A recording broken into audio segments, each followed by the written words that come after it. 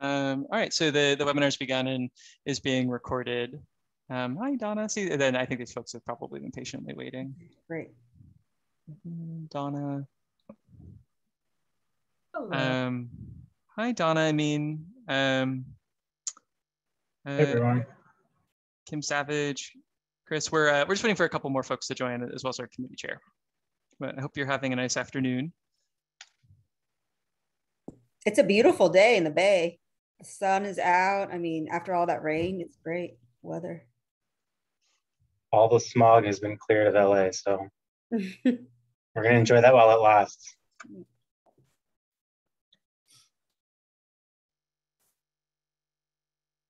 Hi, Jim. Hi. Hi, Jim. Hi.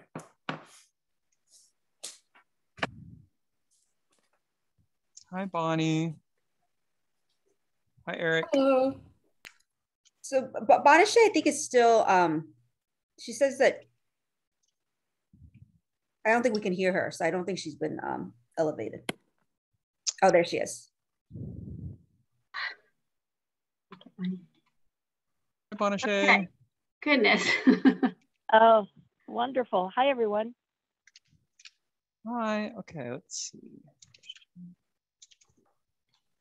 All right. Well, I think we have everyone who RSVP'd. So, Jim, if you like, we can get started. Sure. I can start with the roll call. Actually, we'll start with housekeeping. Danielle, I don't know if you got my last minute request that you might read the housekeeping notes for us. Thank you. Yep. Welcome, committee members, liaisons, and members of the public to today's LSFTC Homelessness Prevention Committee meeting. Thank you for joining us. We are using Zoom with the goal to foster a more inclusive environment and effective meeting. If you would like to comment during the meeting, please type "I have a comment" or "I have a question" in the chat, and a message will be sent to the host. Alternatively, you can use the raise hand feature. In efforts of transparency for all those joining this public meeting, whether by phone or by Zoom, we request that you refrain from having side conversations in the chat about the content of the meeting. Again, the chat feature is utilized simply as a tool for you to virtually indicate that you would like to speak in order to help the chair facilitate the discussion. All commission and committee meetings will be recorded and posted to the State Bar website. And as a friendly reminder that this is a video conference, and please be aware of your surroundings behind you. Thank you. Danielle.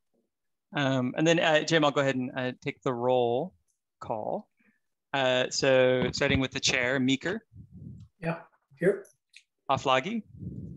Yes, here. Al-Saraf. Present. Iskin. Here. Mahoney. Here. And then Rhinus let us know that he would probably be unable to attend. Savage. Here. And Schreiber. Here. All right, Jim, we have a quorum. Oh, and I'll not forget to do the liaisons and the staff this time. So Selena Copeland. Bonnie Huff. I'm here, thank you. Christine Ganong. Mark Tony. And then for State Bar staff, Tuan Nguyen. Here. Chris McConkey is here. Danielle McRae. Here. Brady Dewar. And I see we also have Donna Hershkowitz. Yes. And Kim Wormsley. Hi, Donna, and hi, Kim Wormsley. All right, that concludes roll. And then Jim, staff has a report that it would like to give before the calibration discussion begins, but the only other item on the agenda is approval of the meeting minutes from October 1st. Yep. Does anyone have any changes for the meeting minutes? Can we entertain a motion to approve? I'll move. Second. So Iskin moves, Schreiber seconds. And Christy, what public comments? I believe we need public comments as well. Oh, great. Do we want to take public comments before, Jim, the voting on the minutes, or do you want to do right after? Can we do the vote since we have the motion? We'll just do get comments later. All right. So I'll take the vote. Meeker. Yes. Aflagi. Yes. Al-Saraf. I'll abstain. Iskin, Yes. Mahoney, Yes. Reines is absent, Savage, Here. Yes. and Schreiber. Okay, motion carries. And then thank you, Dawn, for running us. Public comments comes next on the agenda.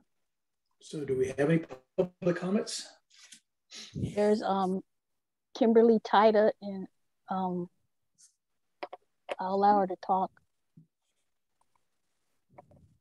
Hi, Kimberly. Thank you for joining us from the Judicial Council. Absolutely. I'm here for the first hour in place of Melanie, who's on another call. So she will be joining in a little while. Great. So no public comment then from Yeah, just want to let you know why I was. Great. And then I see we also have Zach Newman from the Legal Aid Association of California is also among the attendees. But I don't see any other attendees who would be members of the public who might be wanting to make a comment. Maybe though we can unmute Zach in case Lack would like to make a public comment. Hi, everyone. Thanks, Chris. No public comment at this time. Great. Thank you for joining us, Zach. Okay, Jim, so no other members of the public at this time. Okay. So if you want to do your brief summary up front. Yeah, thank you. So staff just wanted to take a moment at the very beginning to sort of frame offer staff's proposed framing for today's conversation, what like success, sort of like, the chronology, how we got here, what the goal is, and what staff thinks success could look like for today's discussion. So as a reminder, especially for Tammy, because this is her second meeting and she joined after the full commission delegated authority for scoring and calibration back in August. For Tammy to hear too, in August, the HP Funds Committee recommended to the full commission that to make sure that HP3 competitive grants could go out the door by January 1st on a short timeline this fall, that the commission delegated authority to staff to score in close consultation with the committee. And then what the committee identified close consultation would look like, actually the word close doesn't appear in the resolution, it's just in consultation, but what the committee identified that would look like is having a committee member sit on the staff scoring team. And then staff and that one committee member who was Jim would come back to the full committee on December 2nd, present its scores and sort of justify and explain those scores. The sort of compromise that the committee reached within its own members was that there would be a calibration session. So this is today's conversation, to go through a sample of HP3 competitive applications. The committee aspired to calibrate their scoring rubric to 3 to 5 proposals. So staff sent you 5 in case we can actually get to all 5 today. And then staff and Jim, the scoring team, would take today's conversation back with it and have it in mind when it scored all the proposals. So staff proposes that what success looks like for today is not, the goal is not that the committee actually reach a unified score for each of the 5 proposals, or even come to a consensus about each of the rows of the rubric for each of the proposals. Rather, the goal is just to have a really robust, sleeves rolled up conversation about what the rubric means, how the terms are interpreted, where's the line between meets and exceeds, meets and below, what is the scoring team to do with the special consideration row, honing in on those areas where there was the greatest variance in the preliminary scores, and provide the scoring team with as much guidance as possible with which to go back and score all the applications. So success looks like just having a very, very robust conversation that moves the needle, so to speak, on what the rubric means. Jim, would you like to add a different version of what success might look like, or your own nuance? No, I want to stress again that what we're looking for is input for the scoring committee so that we can reflect the feelings of the commission, or the subcommittee of the commission members' feelings on this. And keeping that in mind, we're doing this something slightly different than what we've done in other discretionary grants, in that we're delegating the scoring to a staff and subcommittee on these grants because of the large number and the short time frame. And since I've done this before in some of the other grant committees, instead of trying to hash out each and every scoring category across each of the 5 grants and dragging this through 4 hours, what I thought might be helpful in terms of focusing our conversation is that spreadsheet that Chris sent out earlier, so that we basically have what we scored across the different categories. And we have on that the average score as well as the standard deviation, which basically shows the level of agreement or lack of agreement, and then the total scores. And then by looking at where we have less agreement, we can focus our discussion on those areas so that we can sort of find out what are the range of thought that's going into these different scores. And I think what's interesting for me anyways, looking at this, is that there is a lot of agreement among the committee. I mean, if you look at, say, the California CRLA, California Rural Legal Assistance, that there's a lot of agreement in terms of the project impact. There was a lot of agreement in terms of organizational capacity.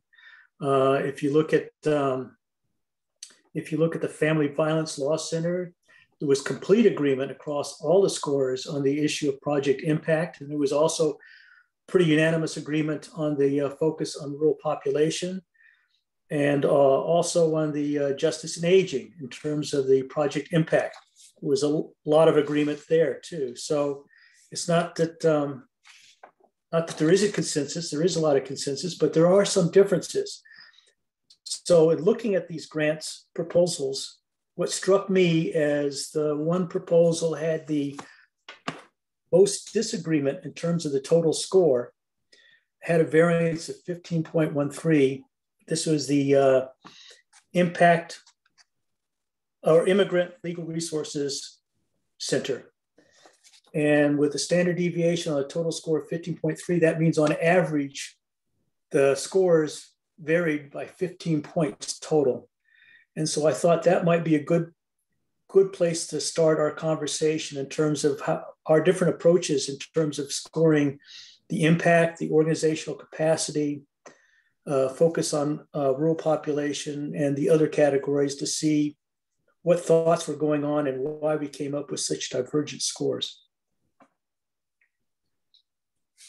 Yeah, so and one thing staff can do, thank you, Jim, and one thing staff can do is, we just pulled an excerpt from each of these proposals as quote project abstract. So we can, once we decide which one we're going to start first, so Jim recommends ILRC, staff can just read a few sentences from the project abstract in the program's own words and give you a quick refresher as to which counties they would serve and how much funding they requested. Can I say something? I'm looking at my score on that, and I was an outlier. And frankly, as I look at this project, I honestly don't know why I scored it so high. So if I'm the cause of the large standard deviation, honestly, I think my score should be knocked down significantly. I don't know. I must have been drunk or something when I did the scoring, because I don't think it merits a 95 at all. Well, I'm an outlier on the other side, and I guarantee you I was not drinking when I worked on this. I think I was a little harsh, but I have, I can explain why I did not give this a really favorable score. Maybe I was too harsh. I have to look at these other scores, but I do have an explanation for why I did score them the way I did. And I did so very unhappily, but it was based on the analysis on what I read. So I'm happy to talk about it anytime, but I think I agree with Eric that, we're both outliers on this. And I'm an outlier who could easily be reduced to the 70s or even below. So I apologize for that, but I just see that, and I don't want to cause us to spend hours on this, because I'm not going to not going to stand on my 95 for sure. Well, yeah, I don't think anybody needs to apologize. I mean, the whole idea of this is to come up with the calibration. But there are some things that were consistent across the different grants. There was different ways of approaching it. For example, partnership is mentioned both in organizational capacity as well as special consideration. And different people approach it different ways. Like for me, that meant the more the partners, the better. Mm-hmm. That also meant that I scored higher if the partners were funded as opposed to not funded. Mm-hmm. And I tended to score lower if the partners were state bar funded as opposed to not being funded. Now that's my particular biases, but I'd like to have a discussion amongst the committee whether or not we have any sort of consensus on how to approach that issue. I mean, I'm sure other people have different ways of doing it than what I did.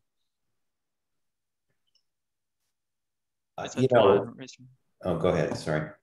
Yeah. I was going to say, yeah, I had the same approach to Jim, but maybe not the same. Like the special consideration was really hard for me, but I did tend to, if they had a non-IELTS partner that there was money that was given to the partnership, then I tend to give them more than 5.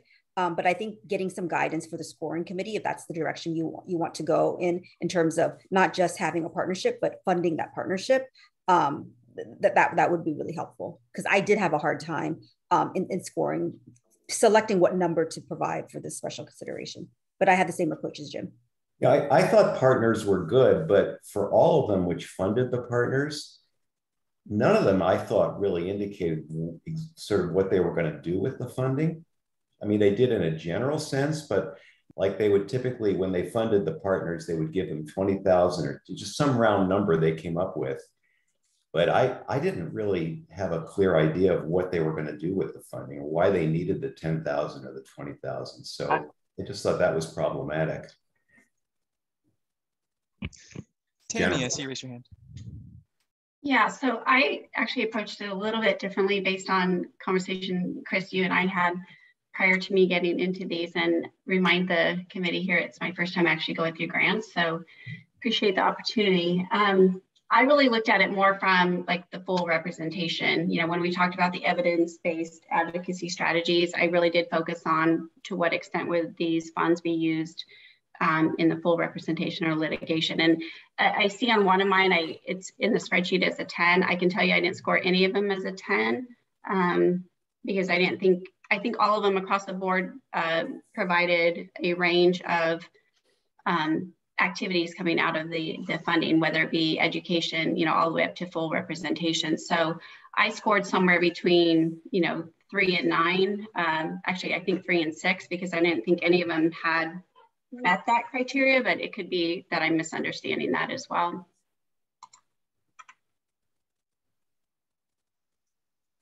So that's a great question, because when staff was scoring, we talked about like, well, if they propose full scope representation, which is the one type of intervention for which there's a strong basis in evidence, and partnerships, is that like a 10 out of 10?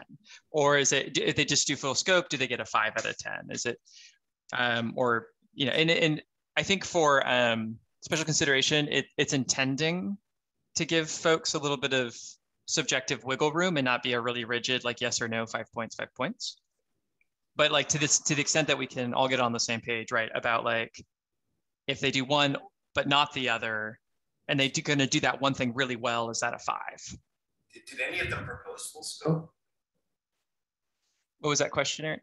Did any of them propose full scope litigation? I kind of recall that most of them didn't. No, it's CRLA, from what I recall, California Rural Legal Assistance. I thought it was a full scope representation project. A couple did. I'll pull up my notes on the side. But I think one or two did. Anyway. And then Chris, sorry, just for that record, the Disability Rights Legal Center, where I had that scored was actually a 3, not a 10. So I think what happened, it was a drop down, and so my apologies. I was looking at my notes and that's okay. Easy fix.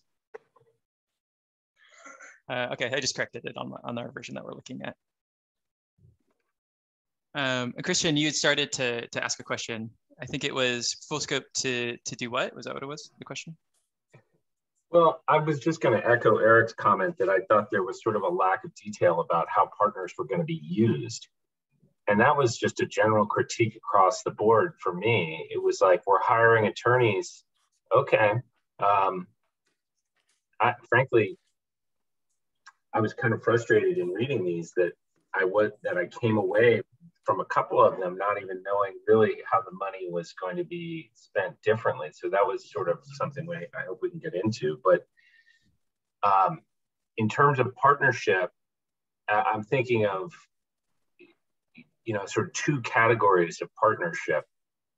One is a partnership that is going to provide more substantive expertise. And then the second category is a partnership that's going to drive, I guess I would call it demand. And in that category, I would put the aging centers on the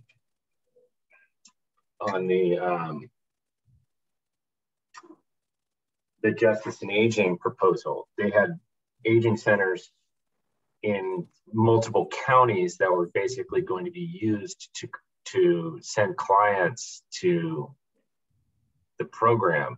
I mean, that to me is like a type of partnership. I actually appreciate that partnership, but it's not a partnership of the kind that, we're going to be working with this other organization to provide, attorneys who are going to litigate or whatever. Did the committee members find the quarterly activities table was where the applicants were supposed to get detailed about deliverables for both themselves and their partners? Because I think, I can't speak for the other staff's reviewers, but in my experience, the sort of narrative description before the table that was like, just describe your collaborations wasn't very specific as to the subgrantees' work. But sometimes the quarterly activities table got a little bit more concrete. I actually didn't think so.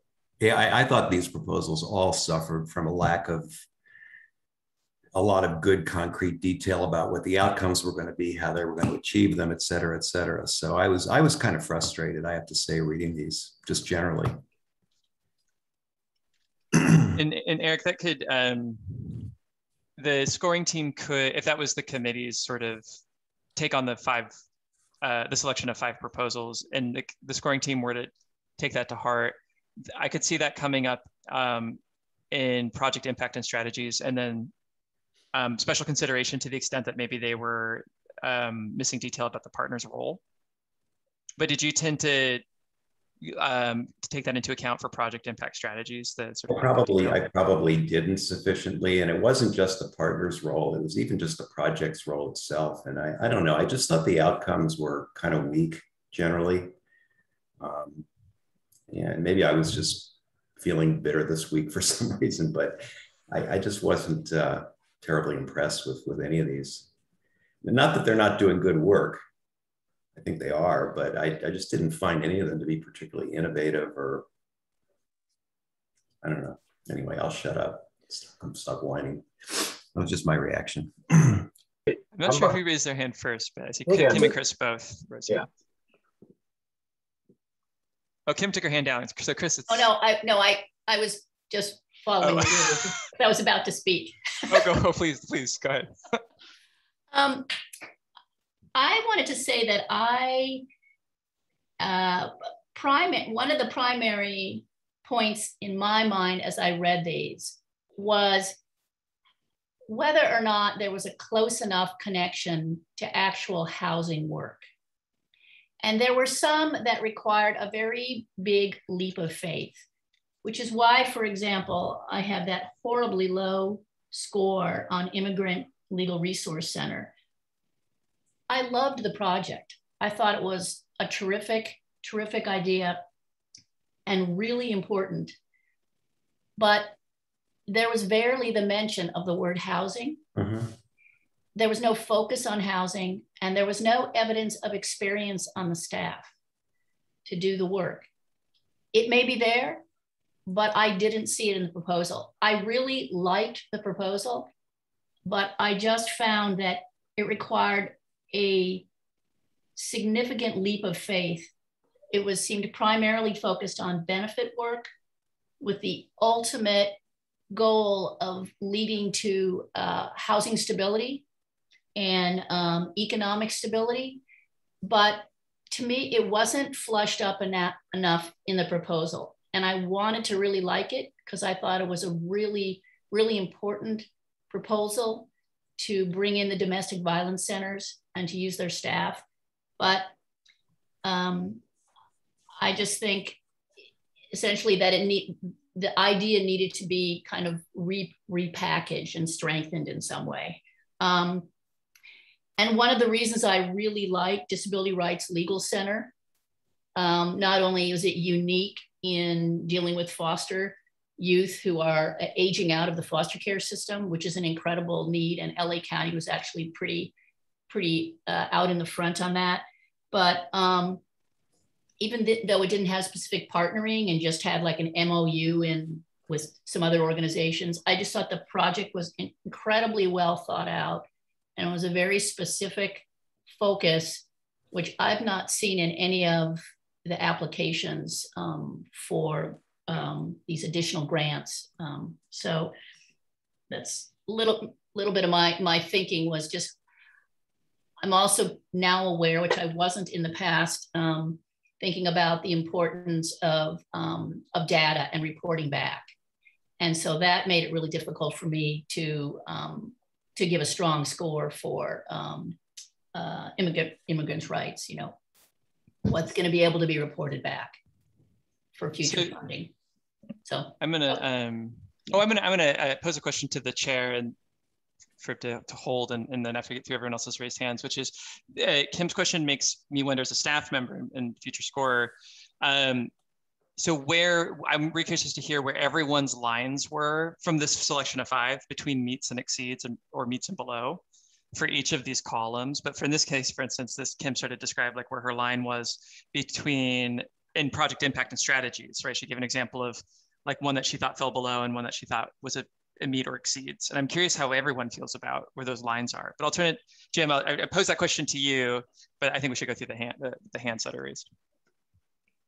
Okay, well, I just was reacting toward to what Christensen said and what Kim said, that I read most of these partners on most of these grants seem to be a way to feed in clients or a place where they could give trainings to inform people who could possibly use their services, especially amongst those partners who are not state bar funded.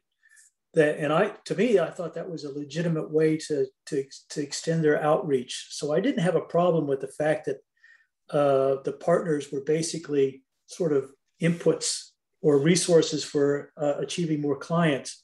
In terms of the immigration legal rights resource, to me, one of the things that I have problems with that is they talk about legal representation, but they kind of restrict their legal representation on immigration issues, which aren't housing issues, but it is full representation. So I was kind of conflicted to score on that. And I had the exact opposite reaction to Kim between the ILRC and the Foster Youth Advocacy Program, the Disability Rights Center. To me, I found the connection between aging kids that are aging out of the foster care system is a potential housing problem, but it's not like that they were going to homeless kids who've been aged out, but they were trying to approach people who potentially could maybe become homeless, but we don't know.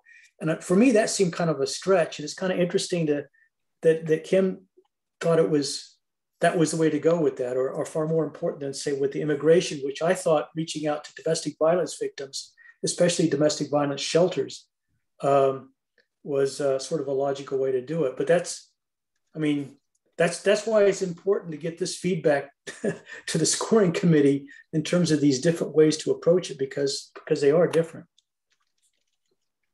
Hey, maybe Christian had his hand up next. Yeah, so I actually agree with both of you on that, which is that I thought that I graded both of them sort of high in those categories.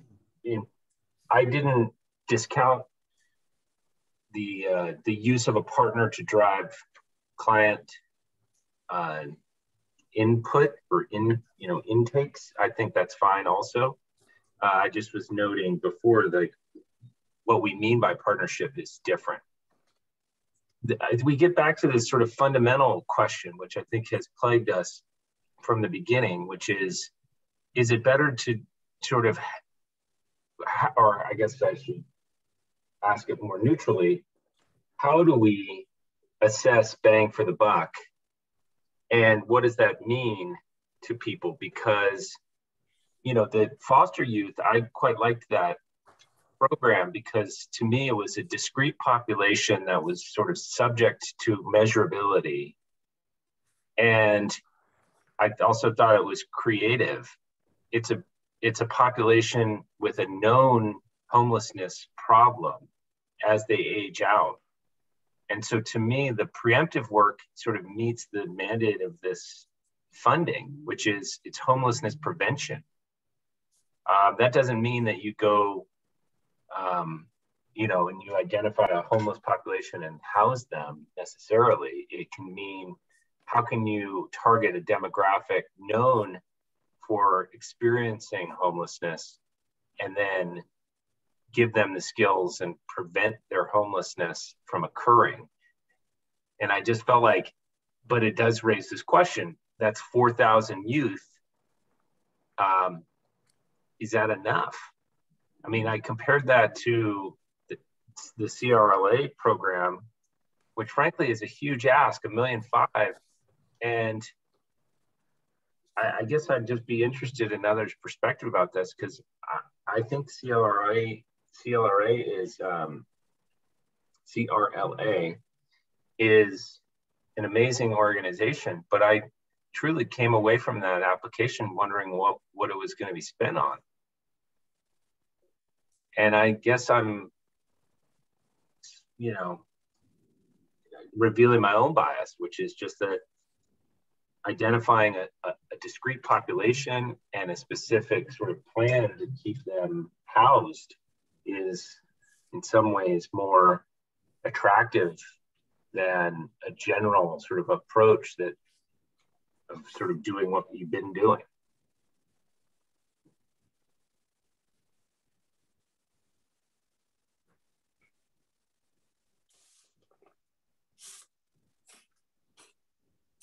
Sorry, I was on mute. I was saying Dwan and Amin have both had their hands raised.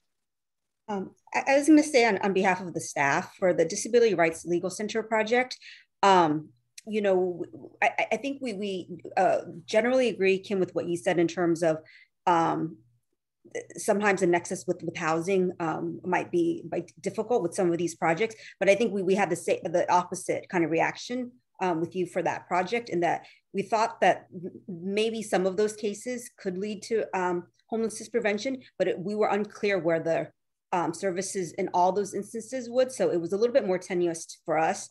We thought that definitely if that was a formula project, it would be qualifying because the statute is broad enough, where for a competitive application, we thought that it should be more squarely obvious that it would lead, every single one of those instances or a vast majority would lead to homelessness prevention, and just was not obvious for us. The client constituency is definitely compelling and worthwhile. And that's where we provided in the focus on underserved a score of 15. But we do struggle also, Chris, with that question of impact. Is a numerical number, how do you versus certain constituencies versus geography? I think that's a really, really hard one to answer. This is a good one where the standard deviation is a little higher in project impact strategy. So this might be a good one to figure out how the different committee members interpret exceeds versus meets versus below. Is looking at your LC, four committee members gave it, I think 25 was the highest, exceeds. 2 gave it a meets, and then 1 gave it a below. Staff was kind of divided on this, like Dwan just said. So I'm really curious as to using this one as a case study, or any of them, what's the difference between a exceeds, meets, and a below, just looking at these 5 proposals, like the RLCs? That's something, a quick question from staff to the committee, but I mean, you've had your hand up for so long. No, not at all. I want to sort of jump in a little bit and I had a similar reaction to Eric's as a whole on these projects. I felt like, I mean, to be honest, and I think this sort of came across in the way the scoring went down. I felt like the projects that I thought were strong, in fact, I think almost all of them, there was something about them that sort of, the ultimate score didn't quite match up with the greatness of the project. And that was either because they didn't serve rural communities, that dropped them down by 10 automatically, which puts them in a lower bracket, or, you know, there are other issues that sort of like, you know, there wasn't a perfect one in this group. And maybe that's because these are, you know, of the batch of applications that we're looking at, these are maybe shading towards the middle or back of the pack.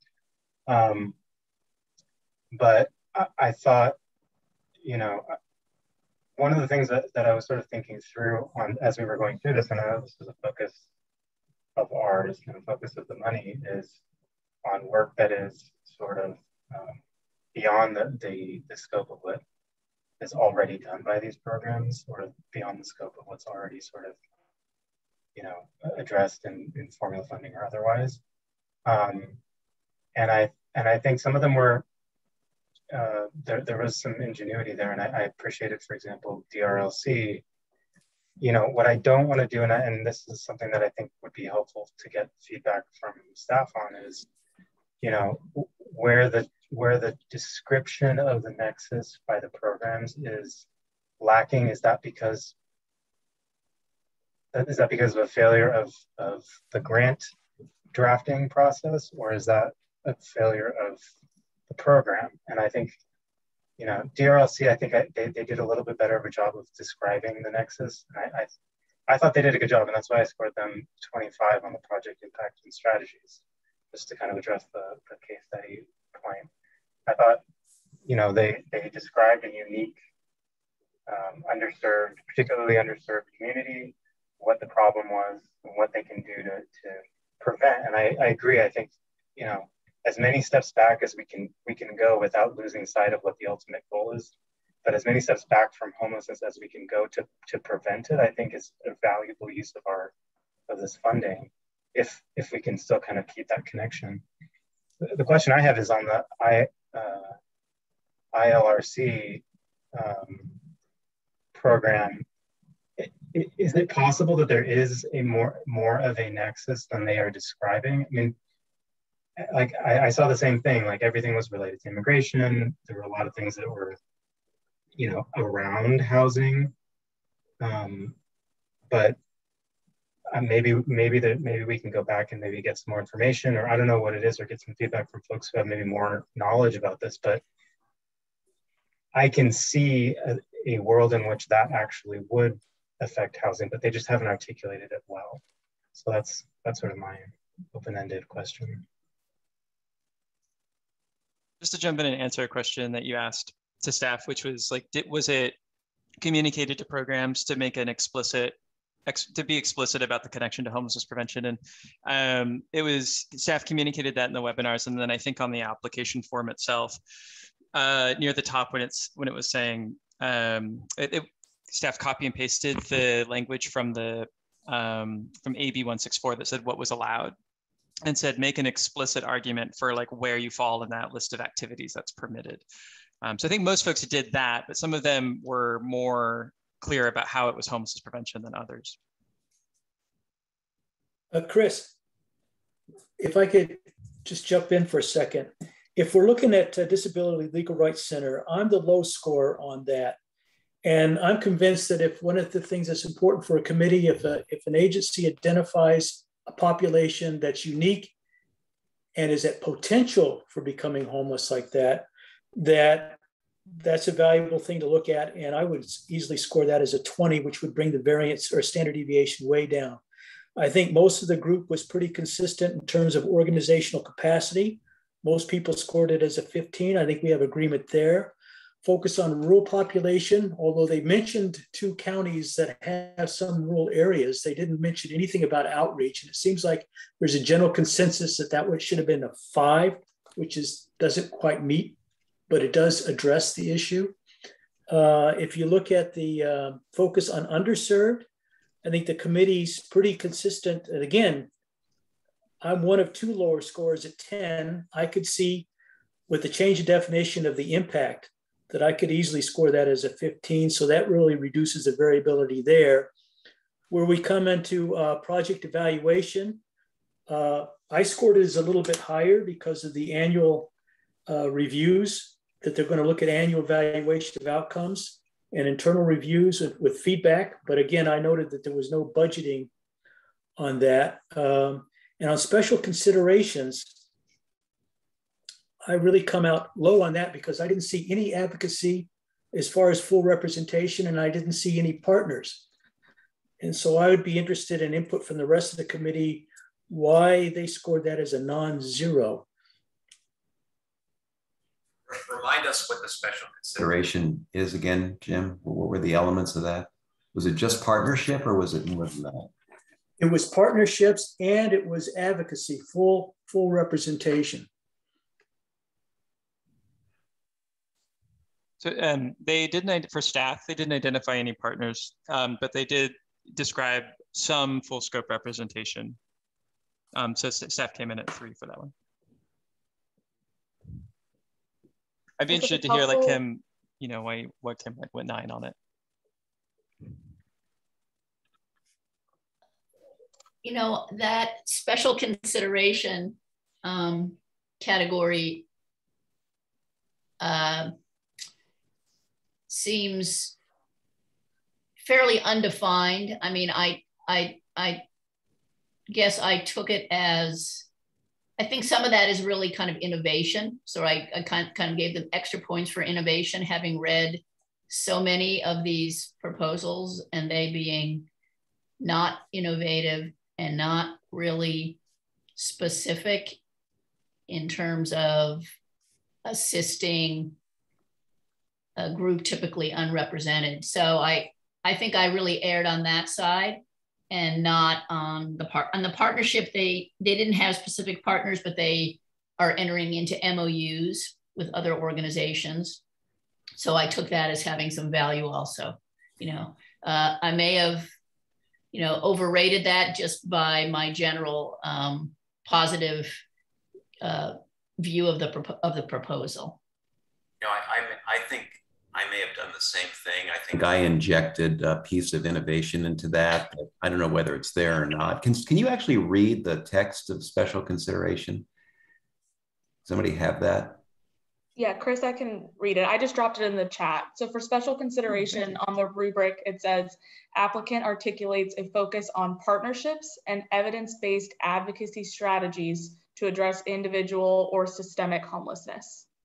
So that's a little bit vague to me. I mean, I think that could bring in more than just full scope representation in my mind. You know, just you're doing something interesting that could be evidence-based. I don't know.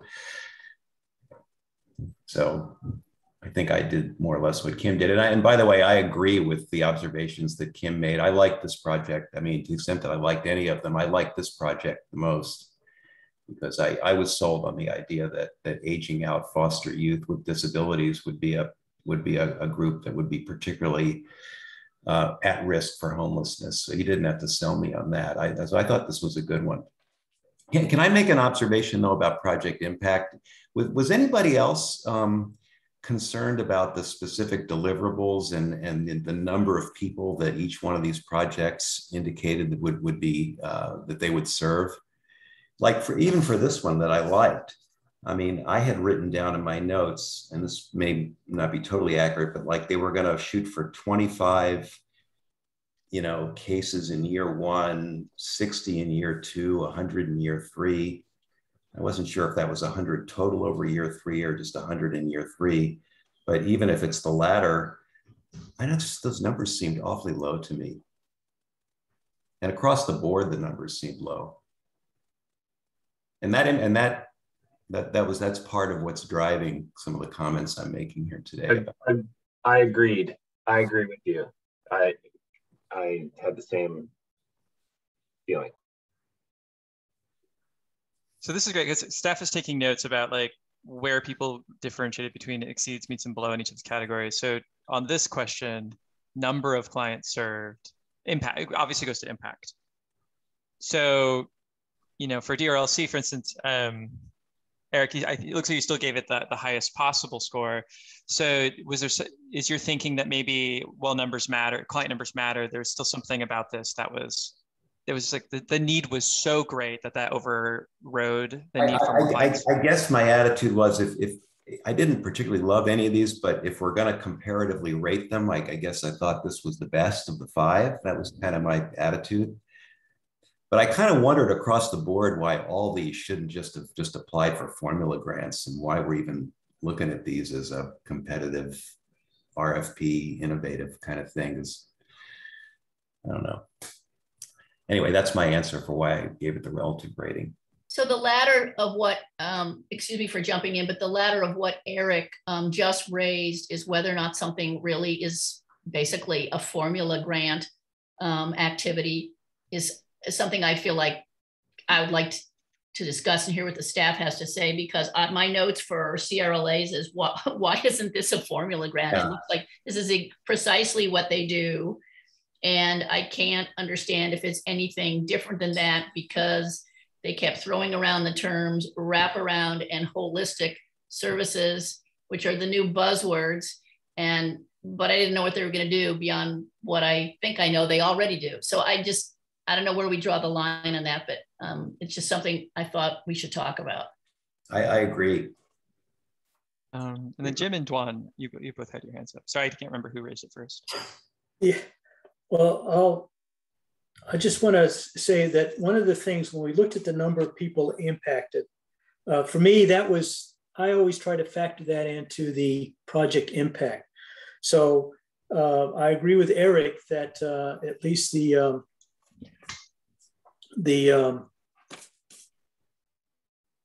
disability rights, where they said that 25 use first year, 60 use the second, and 100 use the third year. Although they did say that they wanted to produce 1,000 hours of pro bono attorney assistance, although they weren't clear, was that 1,000 total over 3 years or 1,000 a year.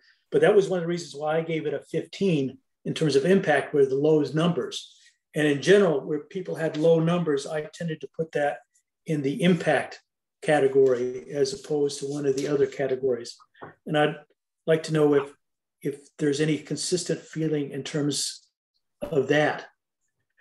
And on the issue of formula grants, I thought that people like the CLRA, that even though they have a formula grant, I thought that if they were going to get these funds, they had to show that this was going to be service over and above what they do with the formula grant. And for them, I thought they did say that they were going to do an extra 300 cases per year, servicing an extra 1,000 household members. And they did say that they were going to do 150 full representation to benefit clients in terms of the housing area. So I thought that's the reason why I gave them an impact score a little bit higher. And I thought that was okay for these grant proposals, that this was supposed to be stuff over and above what they do with the formula grant, but maybe I was reading too much into that. And Dwan, I think you were next. Yeah, I just wanted to ask a follow-up question to Kim and Eric, because I heard you both use the word innovation for the special consideration. Can you help me understand where you drew that from in terms of why reading innovation? I might have missed something in that category. Oh, I drew it from probably my own imagination. Kim used also the same word. So was it? Well, because I thought these were supposed to be something different and special and different than the formula grant. So to me, that means unusual, unique, innovative. That's kind of the way I think about this RFP. Or otherwise, why not just put yourself into the formula grant? So I don't think for the staff, we read for at least a special consideration, innovation into that. It really for us was limited to partnerships and evidence-based advocacy. And for the evidence-based advocacy, we really based it on Kelly's kind of presentation and consultation with Bonnie, that the majority of the time it is full scope of representation. And so they were providing the full scope representation. And in this instance with DRLC, they did have some of that full scope. That's why we gave them a 3. And so I am struggling to see where, even if it's not in special consideration, where it would be, where we would inject innovation into our scoring. Well, I mean, I think that's an error on my part, but I would say that in the future, I think we should think about how we want to define special considerations. I think in a previous grant application, it was much broader, and I don't think we limited to those 2 points. I may be wrong, but I think it's something that in the future we might want to think about a little bit more. Yeah, you're right, Kim, in that this special consideration category is more narrow than what we have had in the past. Okay. Would it be, what about putting innovation in terms of the project impact and strategies? Because innovation really does go to the strategy, and they're proposing to do something different than your typical grant. So I just want to jump in, and now that I'm hearing everyone talk about it, there was it was in the memo that accompanied the scoring rubric in August that innovation was in the rubric for HP2, and then the memo explained it was removed for HP3, in part because of feedback from the committee, like a debrief on how the HP2 rubric worked. And there was staff reviewed the recording and we read the minutes and saw that innovation was, people struggled with innovation because they thought it was disadvantaging projects that were, quote, tried and true, like interventions that that we know work. And the federal government came in and said, for these dollars, we really want evidence-based, like basis in like tried and true strategies, like evidence supports it because we know it works. So it was almost like you couldn't do both. It was like one or the other. So that the rubric switched from an emphasis on like, let's try something new to like, let's honor the federal government's preference and give preference to things that we know work. That's like a historical record. That was just my like reminding you. Yeah. Right, and I can acknowledge that when we had those discussions, because Christian and I had quite a few conversations about innovation, and I told him I thought he was being unrealistic. The programs were just overwhelmed and don't expect innovation, and he was much more optimistic than me. And so I think maybe that's why we took out that word. And I realized I didn't quite follow the rules, but I wanted to give applicants who I thought were proposing something innovative a bump up. So, and that was sort of my thought process. Now I see I kind of didn't follow the rules this time around. And then Tammy, and then it was Donna. Okay, if it's okay, I'll go back to the Disability Rights Legal Center, and I scored kind of right in the middle of everybody. So Eric, definitely see the benefits that you discussed on this program, but also recognize the same thing Jim did, where when you look at the actual numbers, it just seemed low. And so meet expectations seemed, and that's why I went with that one. On the Immigrant Legal Resource Center, Kim, you mentioned part of the reason for scoring low on that was that there wasn't a real connection between like homelessness prevention. And the way I read kind of the statute there was around part of this could be the funds could go towards ensuring receipt of eligible benefits to improve housing. So I did take that kind of literal of, yes, most of that advocacy was around, benefits, but ultimately would result in preventing homelessness. So just took a little bit different view of that one. Thank you, Tammy. Donna? Yeah, so I've been listening to the conversation on innovation and whether the proposal needed to be something new and different. And I think that, over the years, one of the things that we've talked about, certainly at a staff level, and I want to be clear, I did not review any of these proposals, but one of the things we talked about at a staff level is, it may be for the formula for the formula grant, you are proposing a project that is extending to, and I'm just going to make something random up, but it's extending to seniors age 70 and older. And if you had additional money, then you could take it to seniors age 65 and older. But you, with only the formula grant money, you wouldn't have the ability to do that. And so it was a way to expand the project. It wasn't supplanting existing resources because it was still something that you were not able to fund absent the new competitive grant proposal. So it wasn't only sort of unique and innovative and looking at things from a different perspective. That's certainly always exciting to see. But it also encompassed in our minds the thought that this is an important project that you can't fund otherwise, and the formula grant funding isn't enough to cover sort of the whole panoply of clients that you would serve, and this would give you another angle into that. So just wanted to add those additional thoughts. Are they able to sub-grant on the formula grants? I missed the start of your question, Eric. Would you say that again? I'm just curious. Could the project sub-grant, in other words, use partners with their formula grant money? Oh, they could for Yes. HP3. They could. I don't actually remember seeing very many, if any, sub-grants on the formula grant applications, but they were allowed to propose that.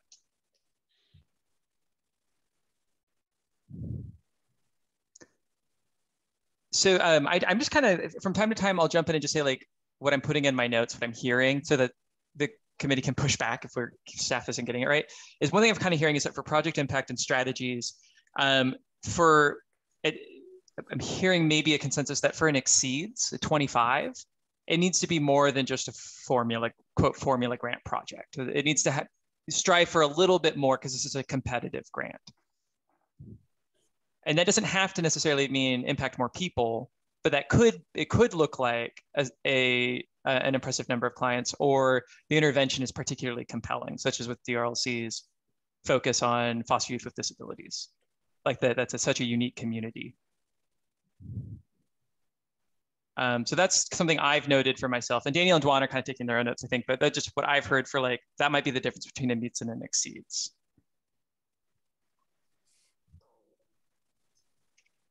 Something else I've heard, and I don't know if we want to go column by column because we've been sort of jumping around, but I've heard in focus on rural that the below versus rather than a meets would be maybe they just mention that they will serve clients from rural counties, or they list rural counties, but they don't describe how they're going to do any outreach to rural counties, or go beyond merely sort of just saying what the locations will be.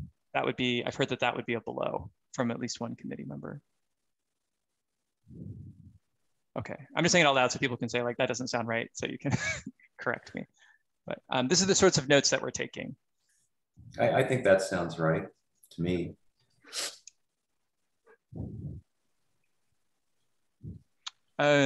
Jim, I'm going to follow your lead, but do you want to switch to org capacity? Because we can always come back to impact and strategies. Or do you want to continue with impact and strategies? No, I think you summarized it pretty well. I mean, I think that category could be read to include especially innovation, especially to get the exceed level. Work capacity people, there wasn't a whole lot of disagreements generally in that, except for again, the Immigration Legal Resources Center. And I think we've been discussing why people were a little different on that one. I mean, three of us scored that as a 20, and one of us scored it as a 10, and a couple as a 15.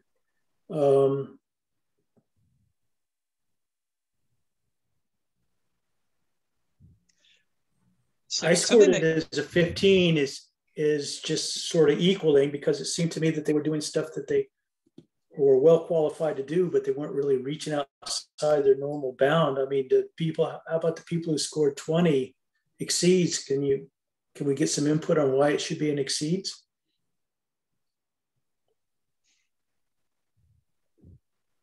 So it looks like that's Mean, Christian, and Eric. ILRC's organizational capacity? Well, I mean, maybe this isn't right. I mean, they know what they're doing in immigration law. That's kind of how I interpreted organizational capacity. They're well experienced. They know what they're doing.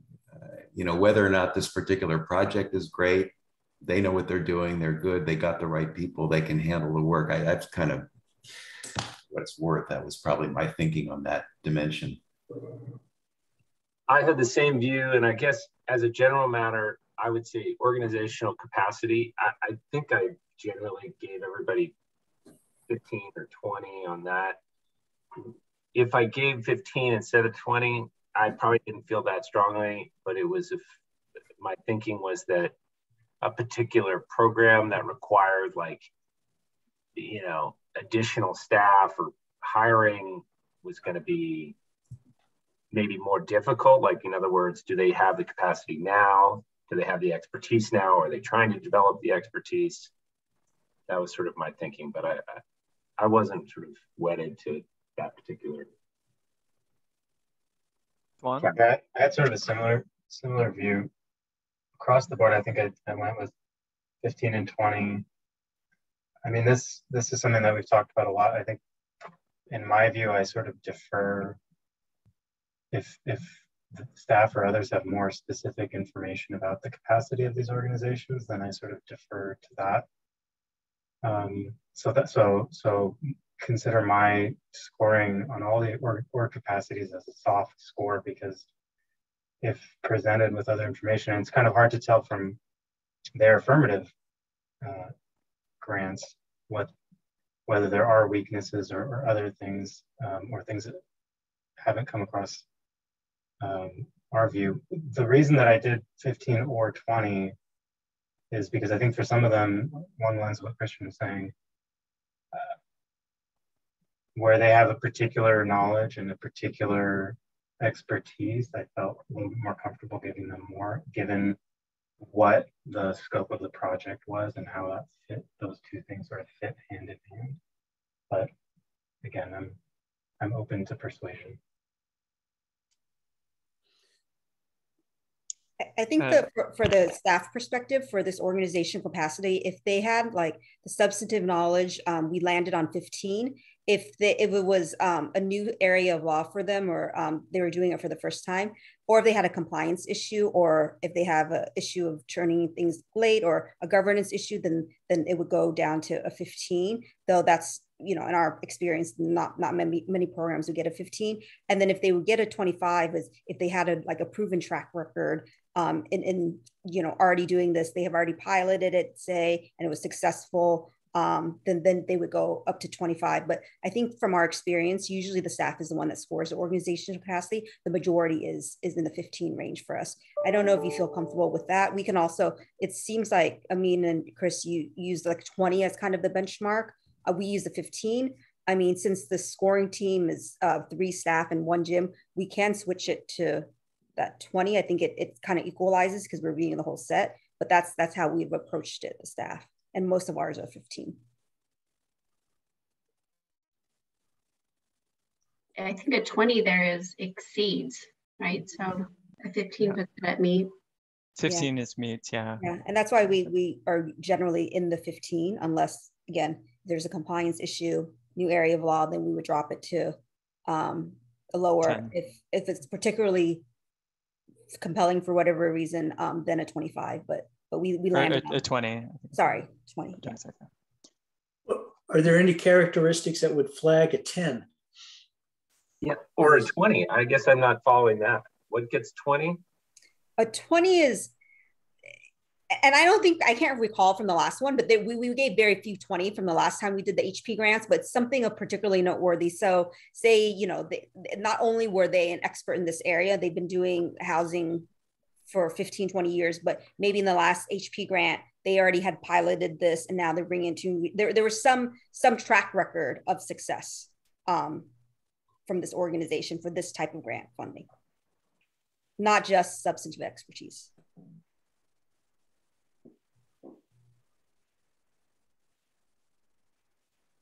And how about a 10?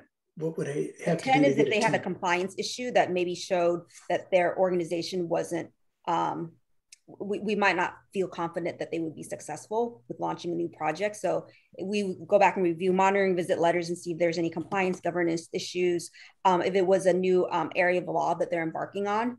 I think there was one program I recall last year that they had never done housing law before, but they were going to hire, if they received the grant funding, they would hire a new grant. So it didn't give us a lot of confidence. Not that they couldn't do it, but there just wasn't that track record of success. So that we gave them a 10 in that instance, or whatever the corollary to 10 is. I can't remember in the last scoring rubric if organizational capacity was out of 20.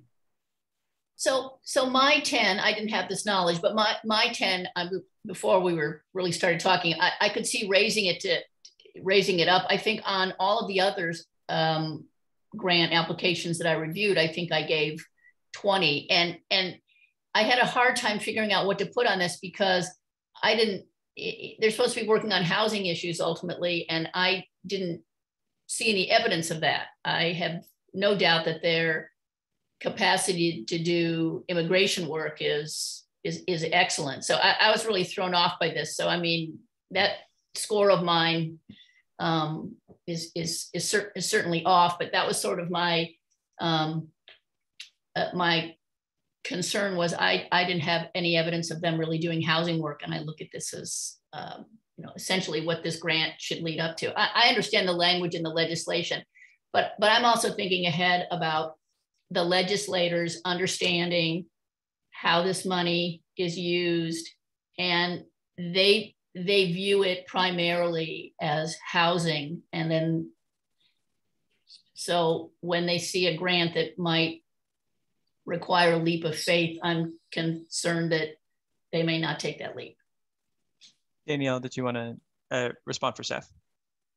Sure, I just wanted to point out that the description on the rubric for organizational capacity also mentions partners, and was actually wanting to get the commission or committee's feedback on how, if at all, that played a role in how they scored organizational capacity. I'm happy to read that description out if that's helpful. On the rubric, it says the applicant demonstrates that it has the qualifications, experience, resources, and or partners that it needs to meet the proposal objectives. And that was, I remember that was actually built into the resolution on August 31st. The committee decided to put it in both capacity and special consideration, itemized in both. And the genesis of that was that the legislature had come back right on the eve of that meeting in late August and said, we really, really, really want to see partnerships. And so the committee was taking that to heart and trying to figure out where it could slot it into the rubric and wanted to do it in those two places. But how we apply that now is the open question.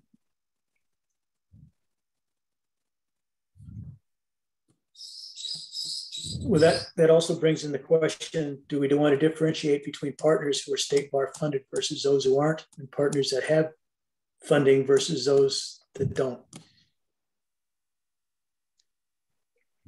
I'll just say staff didn't differentiate, or did we? I didn't. I don't remember Danielle or Dwan saying that they differentiated either, but that's not necessarily the correct answer. We didn't differentiate, but we did give more points if they actually funded that partnership. There was money in the line item.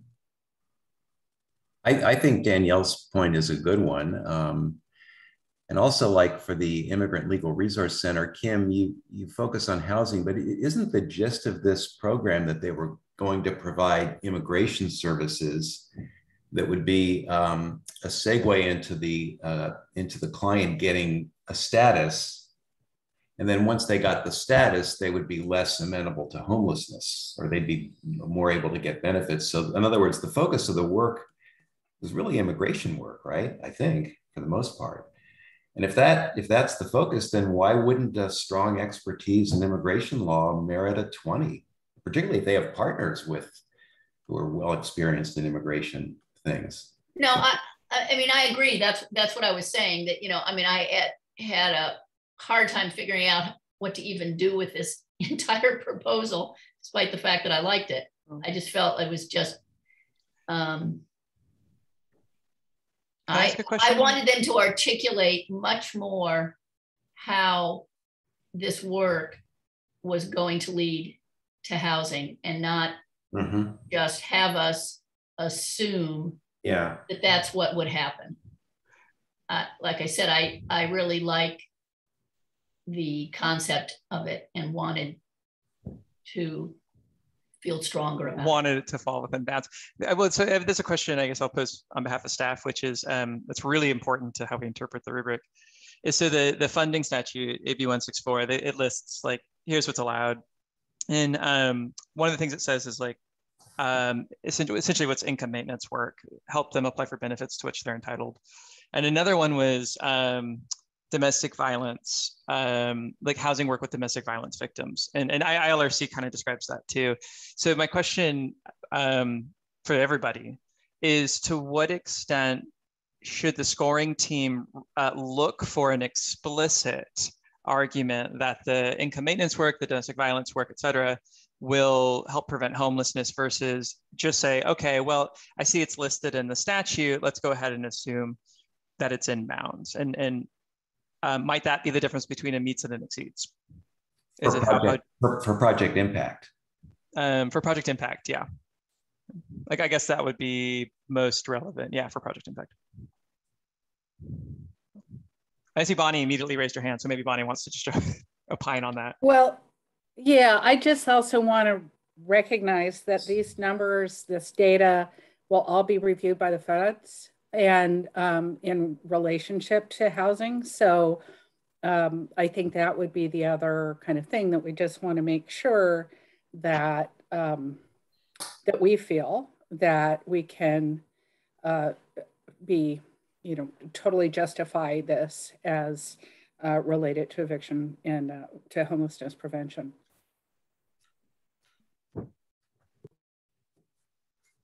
Does that sound like something that would be help distinguish a meets from an exceeds? Is that the applicant explain really convincingly how the work is homelessness prevention work? I suppose if it isn't obviously like eviction defense or something, but something like this, like ILRC's proposal, or would that be the difference between a below and a meets?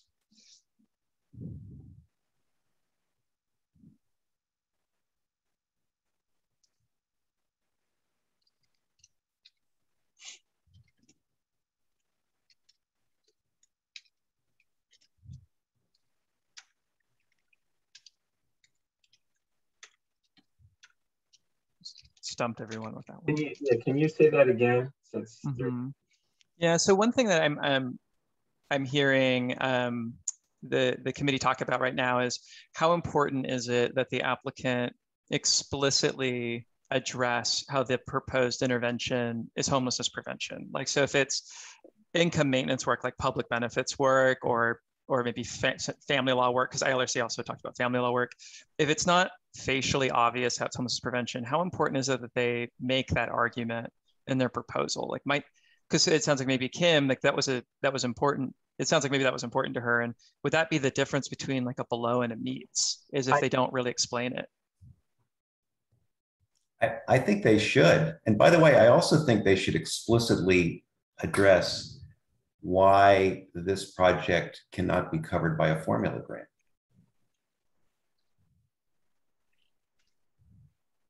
At least that would help me.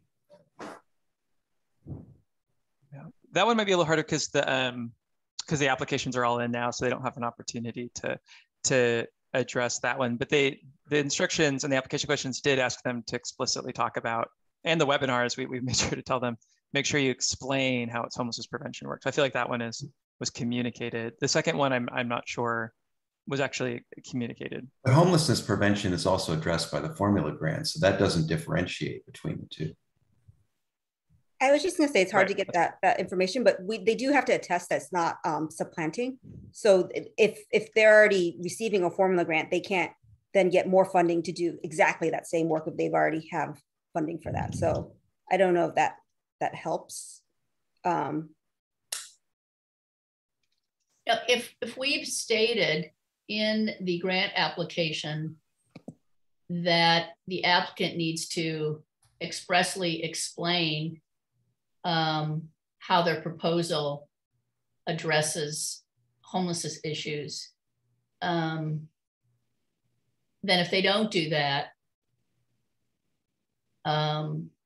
is it falling below the basic expectation? I mean, I get the leap. I'm concerned about other people who are providing us funding not getting the leap. I get it. So, I may come across as being just really a stickler on this, but that's what I'm concerned about.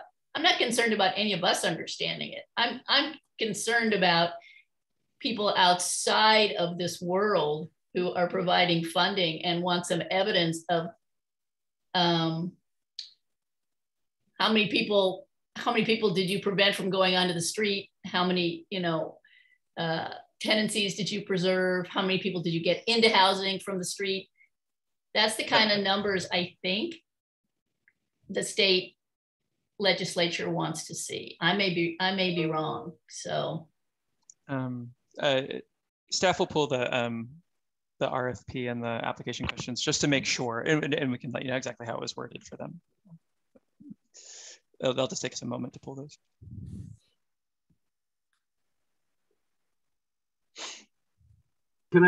So I guess what I felt like, if it was, I have no objection to the more explicit, to wanting something more explicit, but I guess, thinking about identifying, and I'm thinking of the foster youth example, identifying the statistics surrounding that particular community of people and the risk of homelessness or the incidence of homelessness in that particular group, to me, then it's implicit, if not explicit.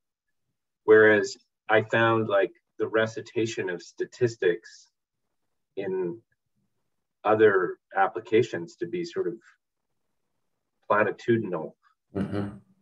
So, I mean, who, it's not like, if you just, and I hate to pick on CRLA on this, but I felt like identifying statistics in various counties to be sort of not as useful when the project doesn't really speak, in my mind, to a particular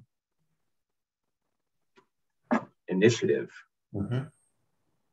So I don't know, I didn't feel like I needed an express tie to homelessness with the foster youth, because it was sort of like, yeah, this is a really vulnerable population. We're going to try to get at them as they're aging out in order to prevent the homelessness that is endemic to this community of people. And that's a lot different than just saying, hey, we operate in these counties where homelessness is a huge problem. Mm-hmm. Yeah. So I haven't pulled up the application yet, but I pulled up the RFP first, because the RFP was the official policy, so to speak, adopted by the committee and then handed to programs and said, this is the standard you're being asked to write to, and communicate it to them. So the RFP and the review guide define project impact and strategies in this way. It does ask them to explain homelessness. So it says applicants should explain how the project's strategies and goals, that is, its activities, partnerships, outputs, outcomes, etc., will directly and significantly ameliorate homelessness. They should explain why they selected the particular interventions over others. The justification for the proposed services should refer to the circumstances and needs of particular populations that the project seeks to serve. So that first sentence, directly and significantly ameliorate homelessness. It asks for such a description.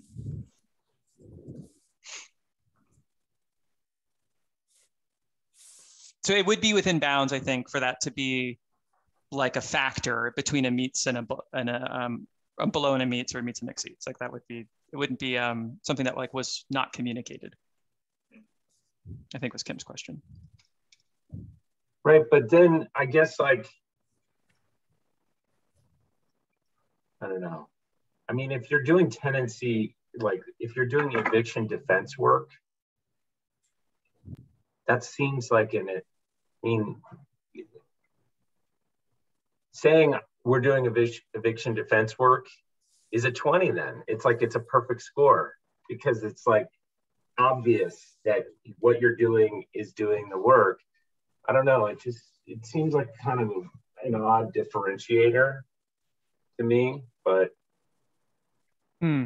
Oh, I suppose staff was proposing it would be like one factor among others. So maybe you'd still look at like, will it serve enough people? You can still look at other like measures of impact.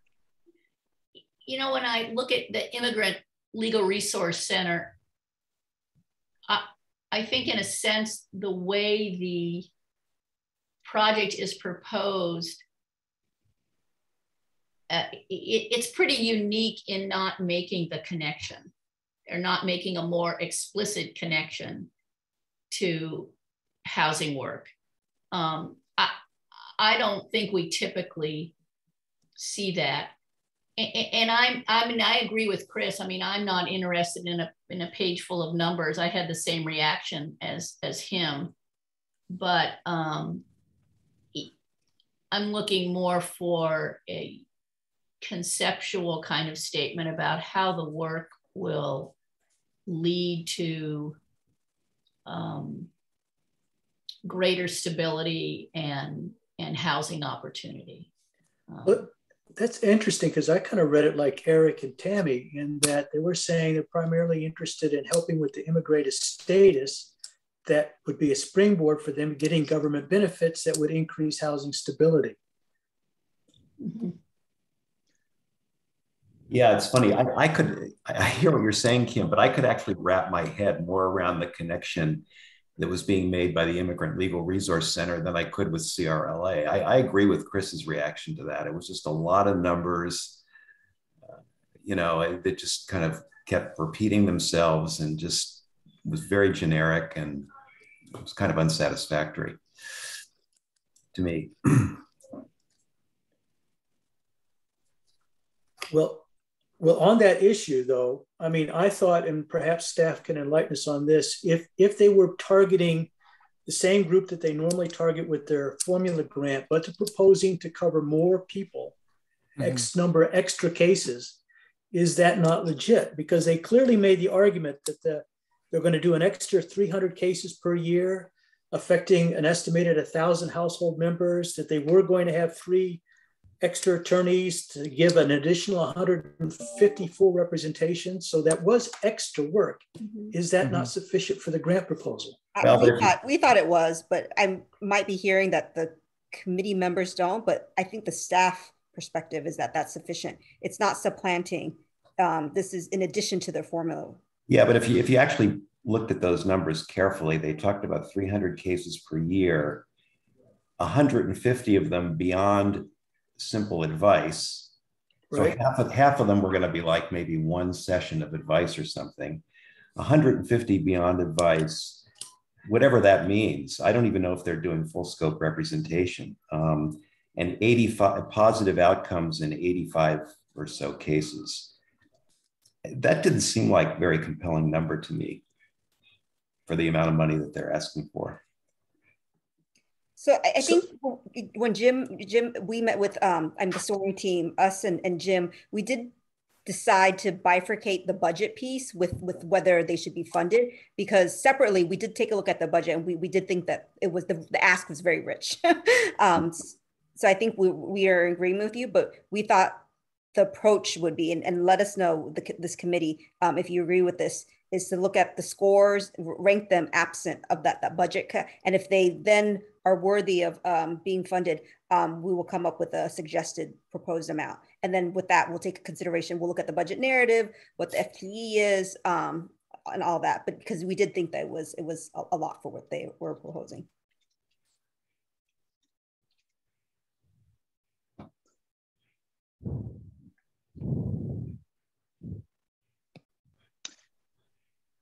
So Jim, I don't know if you want to stay on impact and strategies, or if you want to close out org capacity. Well, yeah. We're doing fine on time, but it's up to you if you want to. Sure. maybe we should go to one of the other categories. One we haven't really discussed much is the focused on rural population, the differences in score, because there does seem to be a bit of variability across the different scores and the grants, with the exception of the disability rights legal center. I mean, there was complete unanimity in terms of how we scored that, but on the other grants, there are some big differences. What's one where, let's see, sorry for all the scrolling. I'm just saying where they're, yeah, so it's DRLC got 5s all the way down. And my suspicion is that was because they list rural counties, but they don't really talk about it. They're targeting rural in any other way. CRLA, this one actually had the whole spectrum, 5, 10s, and 15s. And that's kind of ironic because CRLA serves only, well, their mission is to serve only rural communities. So I don't know if we want to maybe use them as our case study. Sure. Well, so for staff notes so far, all I have is, and Dwan and Dan have notes too, but what I have is just that if they just list, if they check the boxes for rural counties, or maybe just list the rural counties in the narrative, that would get them at least a below. They wouldn't get a not addressed. The only way you'd get not addressed would be if they said, no, we're just not going to focus on rural at all, which a few did. But the difference between a meets and exceeds is still, that's still fuzzy for me as a staff member. Yeah, I scored it as exceeds because not only, well, one is the organization's reputation, but they also had field offices located in the counties that they listed, which is more than some of the others did as far as addressing rural needs, that they didn't necessarily have offices in those areas, whereas CLRA did. I just, in case you're interested, of the 34 proposals, 23 checked the box. Will this project focus on rural communities? And the other 11 did not. And indeed, the other 11 tended to select counties that was like LA, Alameda, that sort of thing. So, Tammy.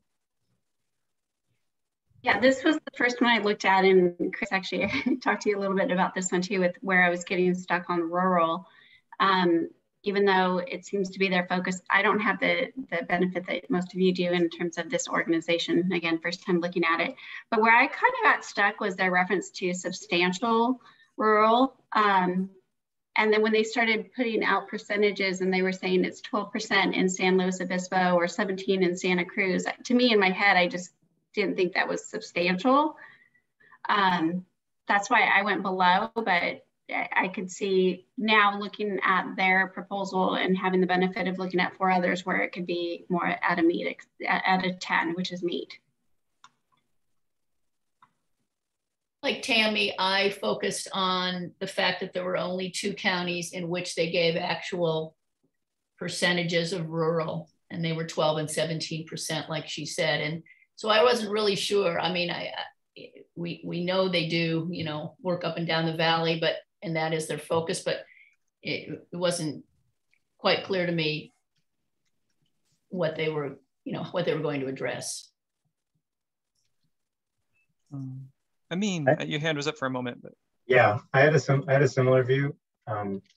17 and 12 didn't really jump out at me as a focus on rural, and I think, you know, they're targeting these counties, but they're not. I didn't really get a sense that they had articulated how they were targeting rural communities within those counties.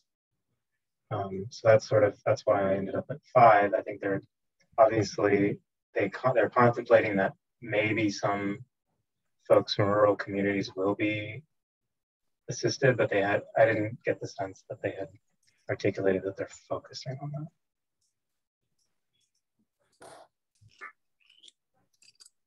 Perhaps my fault in rating him as 15 is I was bringing in other information. I was relying on the Access to Justice Commission report on rural and housing issues, where they actually divide up the counties in the state according to whether or not they're completely rural, or they're a rural urban mix, or an urban rural mix, meaning that they got more urban poor than rural, or an urban county. And the counties they mentioned, Ventura, Santa Barbara, San Luis Obispo, and Monterey, all of those are rural urban counties mixed, classified by the commission, which means they have substantial rural poor.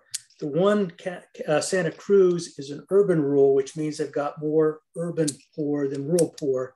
But that was only one of the other three were all primarily rural over urban poor. So that's why I rated them. Now, they didn't make that argument. They only cited statistics for some of the counties that they used. But maybe I was bringing in outside information I shouldn't have.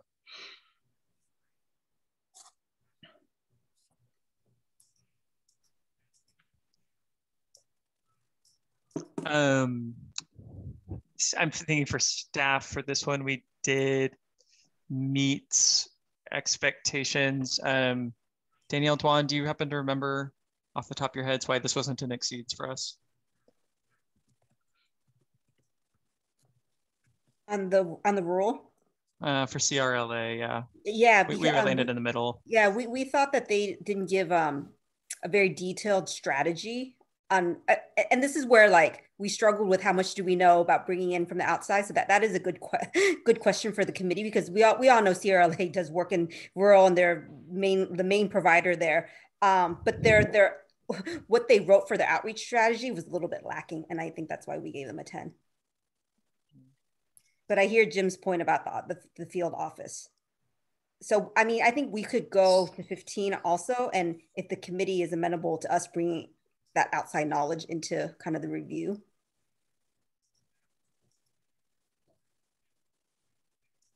I'm amenable. It's literally in their name. Yeah, I know. Yeah. I am as well. Okay. Yeah, I suppose for me, I agree with what John just said, because that represents staff's position. And for me, oftentimes the difference between a meets and exceeds was just how detailed they got and how persuasive their explanation was. Like, I didn't want them to force me to like have to give them the benefit of the doubt. I thought in a competitive process they should make the case. So for me, that would be the thing. It's just like Dwan said, it was kind of a short explanation, and like I think maybe that could have been an exceeds for CRLA on this one, but I didn't want to have to be unfairly like read into something they didn't write when I wasn't doing that for everyone else.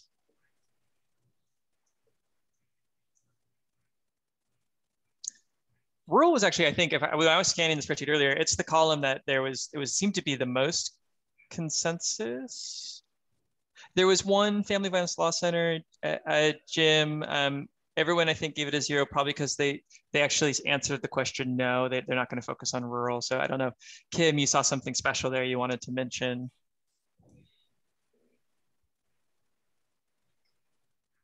I have no memory, so it could be could be an error. That's all right. Jim, was there any other ones that you thought would be a good case study for rural? Well, the ILRC, the Immigrant Legal Resources, I mean, we have a lot of variability with a standard deviation of 3.9. I mean, we have 2 people giving it 10. We have 4 people giving it 15 and 1 person giving it a 5. So that's a lot of variability. And since we keep coming back to ILRC, would it be helpful for me to read? I pulled the project abstract. I can read the first like 3 sentences of it. I don't know if a couple folks were trying to remember exactly what they were proposing. Would that be helpful, or would that be unhelpful?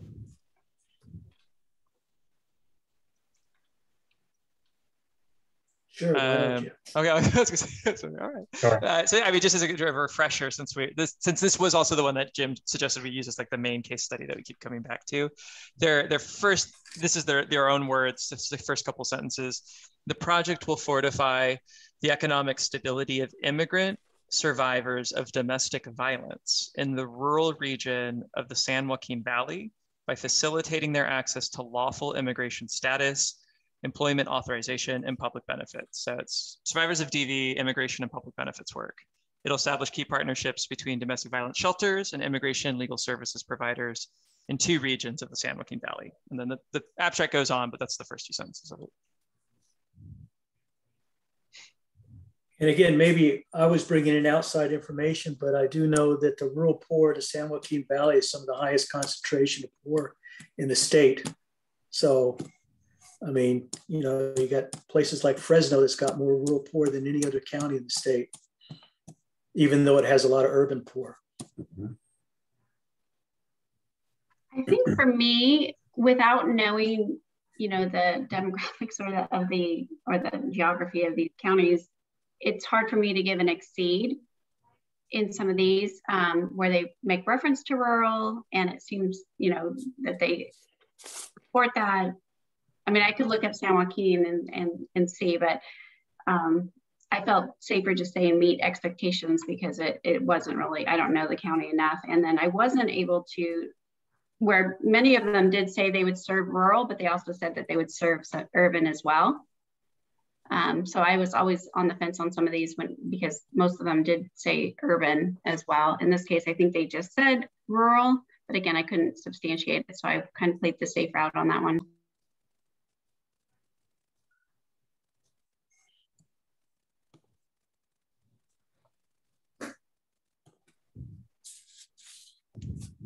Well, are people comfortable if we bring in outside information that's known to the scores, or would we rather rely completely on the argument made in the grant?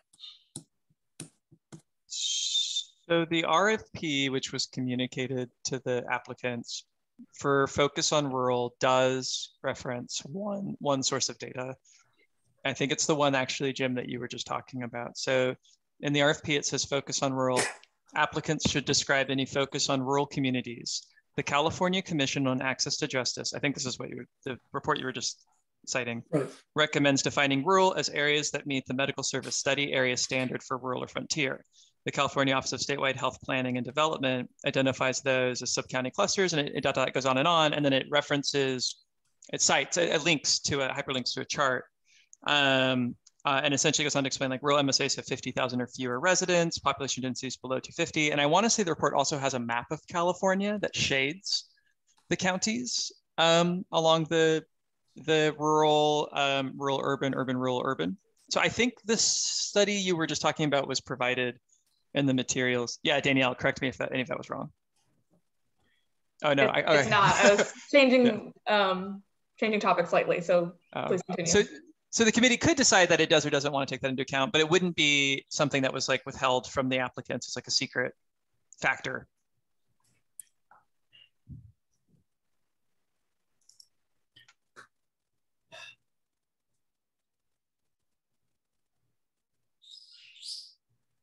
So if I could respond to Jim's comment, I don't view this like a jury trial, Jim, where you can only decide the case based on the evidence that's been presented to the jury or something like that. I mean, we always take into account some outside data, like on organizational capacity, for example. If the project has a history of compliance issues, that's going to be a problem. We'll take that into account. Okay. And that was the point actually that I wanted to make. So thank you. In looking at the RFP language, we do say explicitly for organizational capacity, a sentence in that explainer paragraph says an applicant's history of meeting the goals and complying with the requirements of other grants is relevant to this criterion. So we do explicitly say that for that criteria. I don't think that same language is necessarily on other criteria, but again, as Chris mentioned, we do reference the MSSAs and the findings of the Access Commission.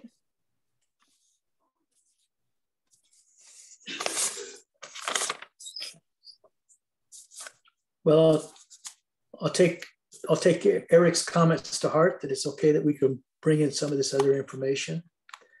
And that would leave us to focus on underserved, which my reading of the data there is that the group was pretty much in agreement, almost all of that, with the exception where we got some extreme variation was again in the Immigration Legal Resource Center, where we had people scoring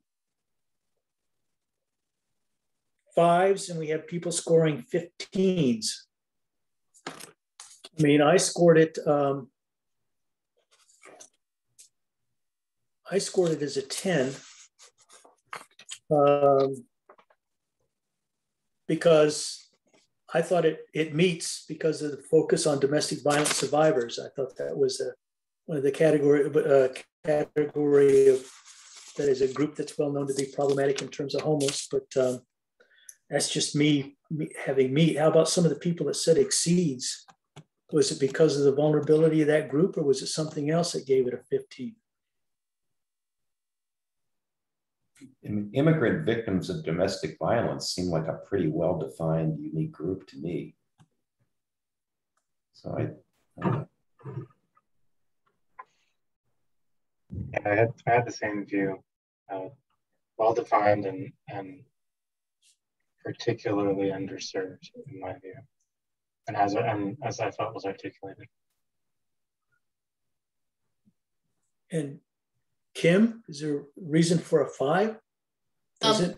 You know, I'm just going to acknowledge that my whole scoring on this one was really based on my overall problem with it just not. I mean, you know, you read the introduction. There's not a word there about housing. So as far as I'm concerned, I'm very comfortable with you like lining my score out on this entire one. I have no you know, humility on this, but that, you know, I think I pretty much stated my view on this. It's just, it requires too much of a leap of faith for anybody probably outside of this community, you know, being able to understand how this fits within a homeless grant. Okay. So you can discount me. Don't even consider me an outlier. But I stand by all my other scores. Okay, all right. Well, that would lead us to project evaluation. And again, there's not a whole lot of variability except for the Family Violence Law Center. We have a lot of people coming in at 10s, but we have 2 people coming in, 1 person coming in as 0 and 1 is a 5. So, I mean, generally what I was looking for, I mean, for me to get a 15, you have to have it not only a good evaluation plan, but you also need to budget it. And you need to be talking about numbers more than just case management data. But if they were just talking about yearly evaluations and case management data, that seems to be the norm. And for me, that's why I would give it a 10. But is there a reason why we, maybe Christian, if you could tell us why it was a 5?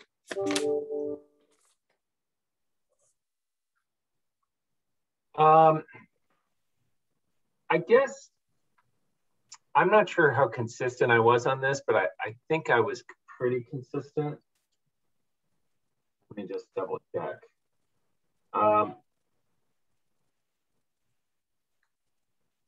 Yeah, as a general matter, I felt like we're going to review our cases was not very good as an evaluative measure. And don't you do that anyway? Like, I mean, God help us if people aren't doing that. Right. So, you know, I gave everybody pretty low scores in this category because I just didn't feel like there was sort of I don't know, like anything more to evaluate the effectiveness of the spending of this money. And, you know, to the extent that this is undertaking like a new project, it just feels like we should be able to do more than just to read what we did. So that's sort of my overall thinking. I think in the one, I gave a 15 to the justice and aging on this category. And it might be instructive for me just to sort of consider why I did that. But I'm going to need a minute to sort of just look at that real quick. But my recollection is that the reason why I did was because I liked their, shoot, that's the evaluation. I need a minute to pull it back up. Well, on I scored that as meets because my notes said, well, they're going to track their trainings. if to the extent that they advocate and implement new policies, that they say they're going to review them after 6 months for effectiveness, but they didn't elaborate at all on how they were going to determine that effectiveness. Since they didn't do that, that's why I gave it a meets. One thing that came up when staff was discussing family violence law centers evaluation is, and some of the other ones too, is there was a handful of the proposals where what they described was basically just, they described collecting the data that's required of them to collect. It is the communicated mandatory reporting, like you have to collect main benefits and outcome. Like they have no choice, they have to do that. And they described just collecting that data and quote, reviewing it. And then that was kind of like the limit of their evaluation. And we were like, okay, well, that's good that they're gonna do the expected data collection and review, but they didn't go up beyond it. And we were discussing whether or not that was a below or a meets. I think where we landed on it was that it would probably be, we went meets, but that was something that staff pondered. Yeah, I agree with everything you've all said. And I think it's a meets only because I think the general level of evaluation across all of these RFPs is pretty low. And that's kind of what it is, collecting the data they're supposed to collect and having maybe a meeting once a year. That just seems to be the standard, which is not terribly adequate. But to me, I guess it's a meets. But there was one project, I think CRLA actually talked about hiring an evaluator, actually. Right, yeah. I thought that, yeah, year 2, second quarter. I was really, I thought that was really terrific. They said they were gonna hire an outside evaluator to begin looking at the project. But they didn't budget any money for it. Yeah, they did. They did? It's budgeted in year 2. Oh, it is? Okay. My question was, why year 2? It would seem to me you'd want your evaluator in there in year 1 to tell you what data you need to collect to evaluate year 2. But I still gave them a 15 as exceeds because they were the only one that budgeted. I read it as they were going to look at the first year data and then maybe do adjustments, but maybe I was reading too much into it. It seemed to make sense to me, but maybe we can suggest that to them, Jim. Yeah. But I agree with Eric. They're the exception, not the rule. From time to time, my Excel spreadsheet freezes, so I'll stop sharing my screen and reload it. That's all that's happening.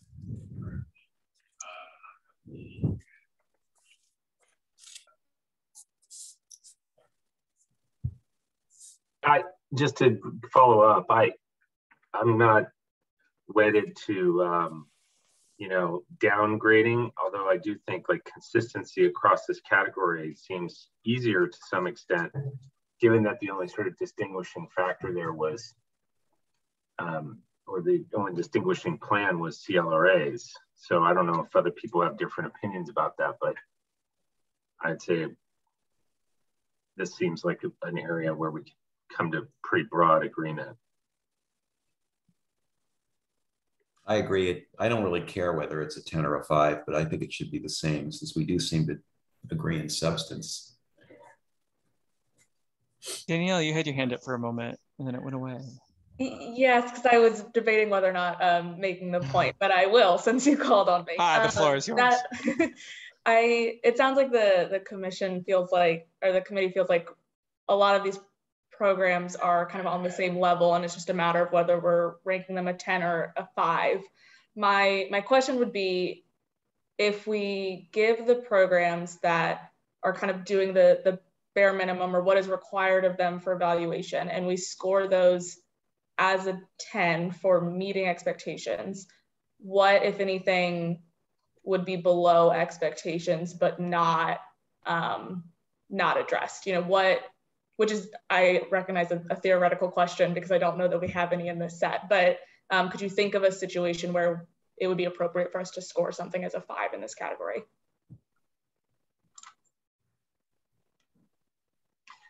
No evaluative effort, I guess.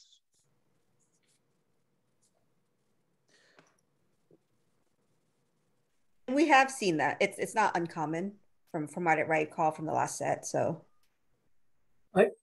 I view this as kind of an incremental process that my goal was to, or at least in my head, is to get the commission comfortable with the idea of using scoring rubrics and being consistent on that. And then the next level would be, okay, in the next round of grants, we actually put in the FRP that at a minimum, you're expected to request, you have to collect the following data as your reporting requirements require you to do. If you want to get meets expectations for evaluations, you have to do something above and beyond and explain why and what that will do for you. And so that we can actually gradually train the programs that our expectations on evaluations are going to gradually increase as we get more consistent with this scoring formulas for these grants. But that's a dream. No, I think that's a nice aspiration. I like that. For Danielle, like I just noticed that most people gave DRLC a below on evaluation. And so I pulled up what their response was, because that could be our example of like, well, what doesn't meet expectations. So their description, it's just identifying observable aspects of it. It's very short. I can even read it out loud because it's so short. It just says, annual evaluations and reports on outcomes of the program process. Internal annual staff reviews of members of the program. And then the last one is feedback loop through all partners to provide assessments of the impact of DRLC's work. And that's it. That's like their evaluation plan. So that didn't get it not addressed. You know, that wasn't like to fall so far below standards that it was like they skipped the question, but it was like most people gave it a below. So I don't know if that helps. So like lack of detail, maybe. Yeah. Very generic response. Like describing a very general plan to do some kind of evaluation, but not really like committing to anything in particular.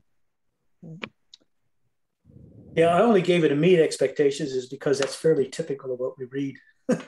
And so I'd be more than happy to downgrade them. Although I would mention, at least in their evaluation description, they include their partners and not systematic feedback to the partners, where a lot of the programs never even address that.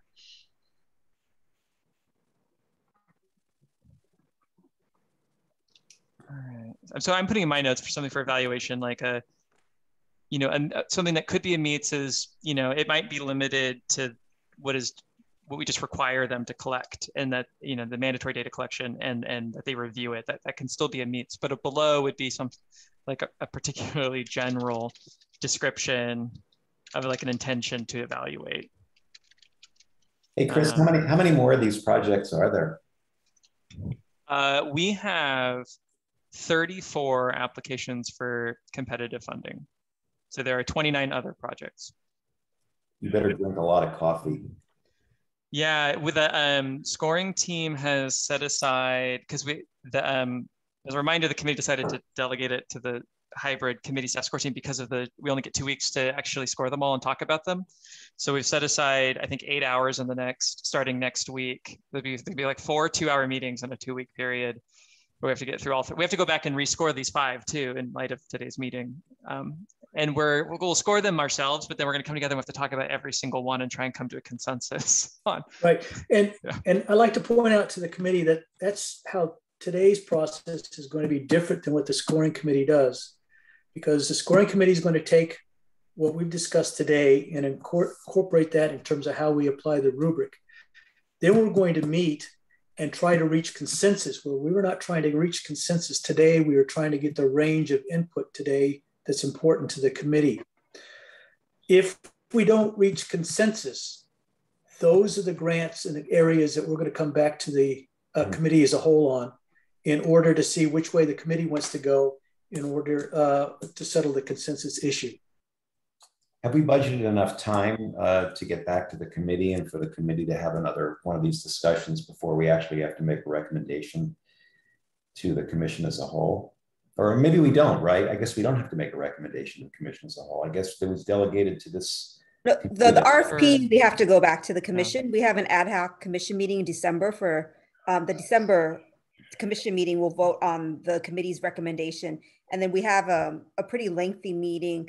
Chris, can you remind me what day it is for this committee to reconvene? I think it's on December 13th. Okay, oh, for this committee. Oh, no, the committee meeting is on December 2nd, and it's a 3 or 4 hour meeting. I think it's 4. It might, so depending on how many areas of missing consensus that come out of the scoring team might decide whether or not staff tries to squeeze in a second committee meeting in like late November or something, if we don't think we can handle it in the 3 to 4 hour time container in early December. Well, should we put something on the calendar just as a placeholder? If we don't need it, great, we'll cancel it. But to get everybody booked, because that's a busy time of the year, obviously. Sure. I think we could do, I mean, the other option is, would you rather extend that really long meeting? It probably is going to be too long because 3 hours already on Zoom, maybe your max. Maybe we should just put a placeholder meeting, Chris, in November. Okay. And the December 2 meeting is scheduled for 4 hours already. So. 4 hours already. Yeah, that's pretty long. Yeah. And I think the scoring team is optimistic that we will align on most of the categories for each of the proposals. So this is, you know, I think our goal is that we bring a reasonable number back to the committee. Yes. Yeah. Can I make one suggestion? This is for future RFPs, not for this one, but can we possibly shorten the application form? I just found reading this form to be so repetitive. Like I felt like I was reading the same thing, like, you know, 5 or 6 times. And it wasn't until I got to like the middle of the application that I got to the real numbers that I was interested in, like how many people are you going to impact and what are the outcomes going to be? So, I mean, can we come up with like a 2-pager, like a summary kind of thing that people? I don't know if a 2-pager, but we could certainly revisit the format and the questions. And then if you're not getting the information that you need, we definitely should revise those questions. Are you getting too much information, or is there like information missing? Repetitive, like with the CRLA thing that Chris mentioned. You know, I just felt like I was going on and on about this county has this many homeless people, and I mean, like, just get over it. I know there's a lot of homeless people. I know that housing costs are high. What are you going to do about it? That's kind of what I want to know. And it took me like 5 pages into the application to kind of get to that. We've put word counts, but maybe we could lower the word counts. Yeah, yeah. So definitely next time, I think we could take a closer look at the question and see how we can improve it. You can always make improvements, so we will certainly look to figuring out how to do that. Well, lowering the word limit is especially easy. It can cut them off after 5 sentences, you know, kind of thing. If we want to keep most of the questions, but there's probably a few questions in there. Yeah. That were like nice to haves, but not necessary. Dare we move on to special consideration now, Jim? Sure, although I think we talked about it quite a bit already. We did, yes. We started there. I wasn't sure if we came to like a good resolution as to how the scoring team ought to handle it. So was it like, for instance, I have as an open question in my notes, it sounded like the group was leaning towards giving more points if they would give the partner funding as opposed to they would simply collaborate in some unfunded fashion. I don't hear anyone pushing back on it. That was what staff was leaning towards too. That felt right. Something else that had come up was the extent to which they detail the partner's work. So there would be the opportunity to give more points for being really specific about what the partners would be doing than giving the same number of points for a program that's kind of succinct about that.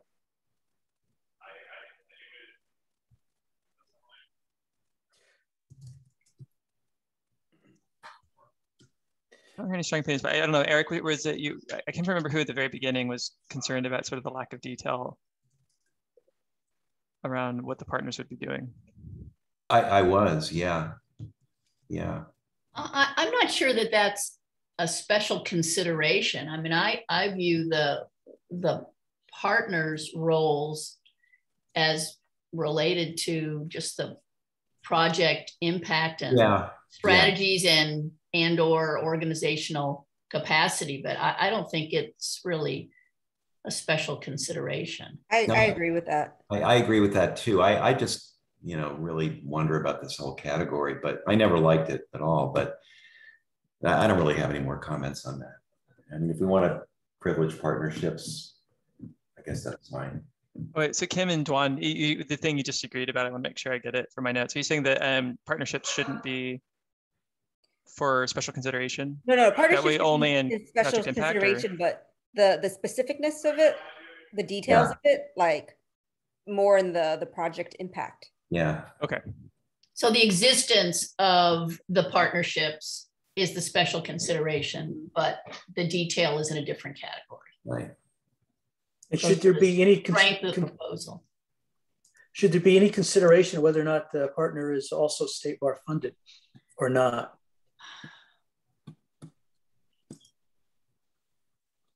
We didn't distinguish a staff between non-IOLTA and IOLTA funded, but if you would like us to. Or I'm interested in what would be the arguments. What's your thought about that they're better if they're state bar funded?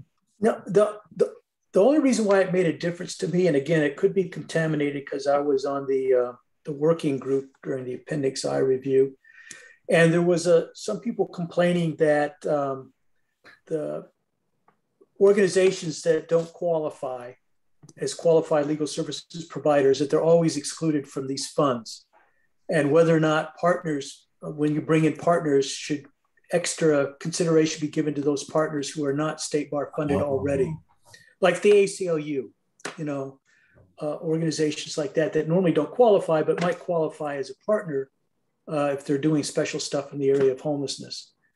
And again, that may be bringing in outside information that isn't necessarily relevant to what the commission wants to do on these grants. I think it's safer not to distinguish. Okay.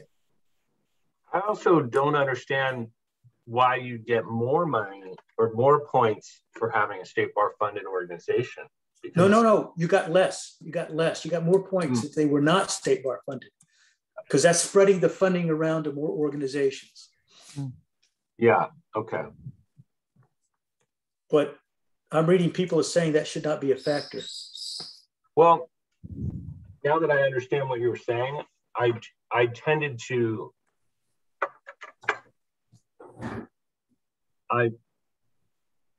the idea of partnerships and the novelty of particular partnerships increased my inclination to give extra points.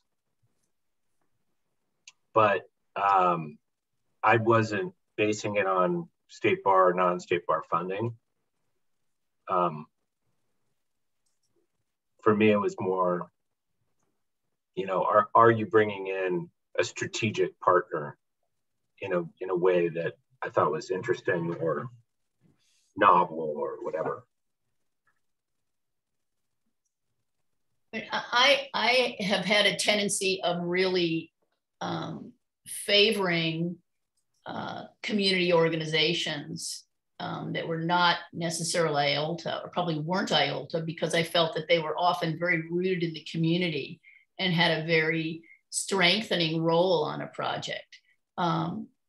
But I think that it's very circumstantial, geographically. And so I feel that we shouldn't distinguish and limit, which organizations do you get additional points for. But I think maybe Chris's approach in terms of like the strength of the partnership enhancing the project or the service of delivery, I think that's good guidance for us.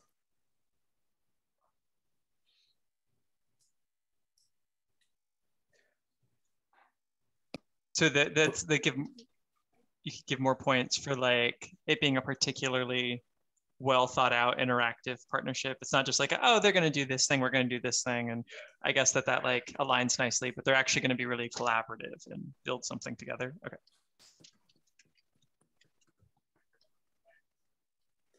Great. And sorry. And what about the evidence-based advocacy? I mean, some of these guys merely said we're going to do more than brief advice and service or more service, and others actually full out said that they were going to go and litigate, which I think is what was meant by evidence-based advocacy. It's actual litigation, representation and litigation. Are there any strong feelings on that it has to be that specific? I'll just say that the evidence is full representation, in most cases settle. So I don't know. I mean, I think, you know, there's just in terms of what the data is that, you know, you sort of have to be prepared to be able to litigate, but I don't know if that helps. But. Does that evaluative factor exclude representation in administrative hearings where there's often a very favorable resolution for the client and it's faster and less costly? I don't know is there in landlord-tenant cases? Is that an option? Well, if it raises a fair housing question, it can go to DFEH. Right. Okay. Yeah, I don't know that we have data on that. I mean, I would think that would probably be, you know, I wouldn't see an issue with it personally. Okay. I think what we have said, I mean, the data seems to say that, yeah, when people have representation and are have that opportunity to be able to go through the tribunals, then they do better. I know it's really shocking, but at least it's evidence-based. There's random controlled trials, all that kind of stuff that the feds are looking for. But I think as an attorney, you figure out the best solution, right? I actually didn't know what evidence-based advocacy meant. I thought it meant something much more highfalutin, like, you know, you were employing some that's where I read in uniqueness. Now that I think about it, you're employing some great new strategy that was based on some study and evidence, and you were going to solve homelessness or make dents in homelessness by employing this great new strategy. You were just talking about handling litigation, basically. Handling contested proceedings. Is that what that means? Yeah, but it's more than it. I mean, the data, it's what the federal government was asking for was what they call evidence-based practices. And their definition was a number of strong random control studies where some people similarly situated people got some kind of service and the other similarly situated people got a different kind of service. And you could tell that there was a benefit through providing the assistance. And we don't have a lot of that in legal services, as you can imagine. It's not a common thing where we say, oh, we're not really going to be able to help you.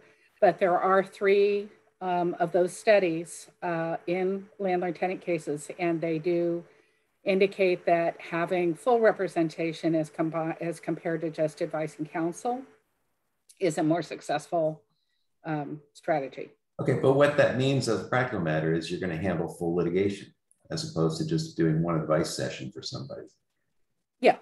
Yeah, or I mean, in landlord-tenant, at least based on our Shriver research, you know, there's a ton of cases, as I say, nearly all cases settle. They may well settle at the, you know, day of court, but it's still that intervention of having an attorney that's providing full representation. I know it's a shocking finding, but. So sorry, Bonnie, is it, I guess when I was reading it, I had full scope representation in my mind when I was reading it, but I didn't have litigation in my mind when I was reading the 5. So I was thinking that some of them weren't really litigation heavy, but they said, oh, we'll do full scope, like whatever comes up, we'll handle.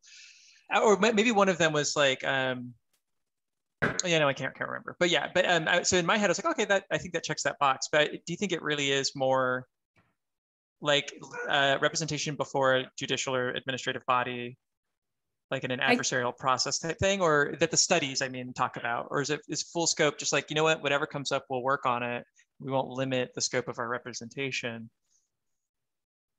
I would say it, as I said, because cases settled, I think the definition is full scope. The difficulty is we don't have that kind of data for some of these other case types for income maintenance and that kind of stuff. But I think full scope is a reasonable proxy here. I mean, yeah, I think that's what we know. Other things can be helpful, but.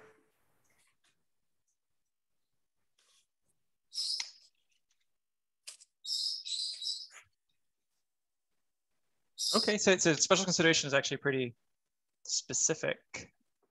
category row of the rubric. It's either partners. It's almost like it's not binary by any means, but it's almost they do or don't have partners. They do or don't offer full scope. But there's a little bit of wiggle room in there, maybe to like look at the depth of, is it a lot of full scope, or is that just like a tiny part of it? You know, is the partnership really robust, or is it just like there are partners and they're going to do a few things together?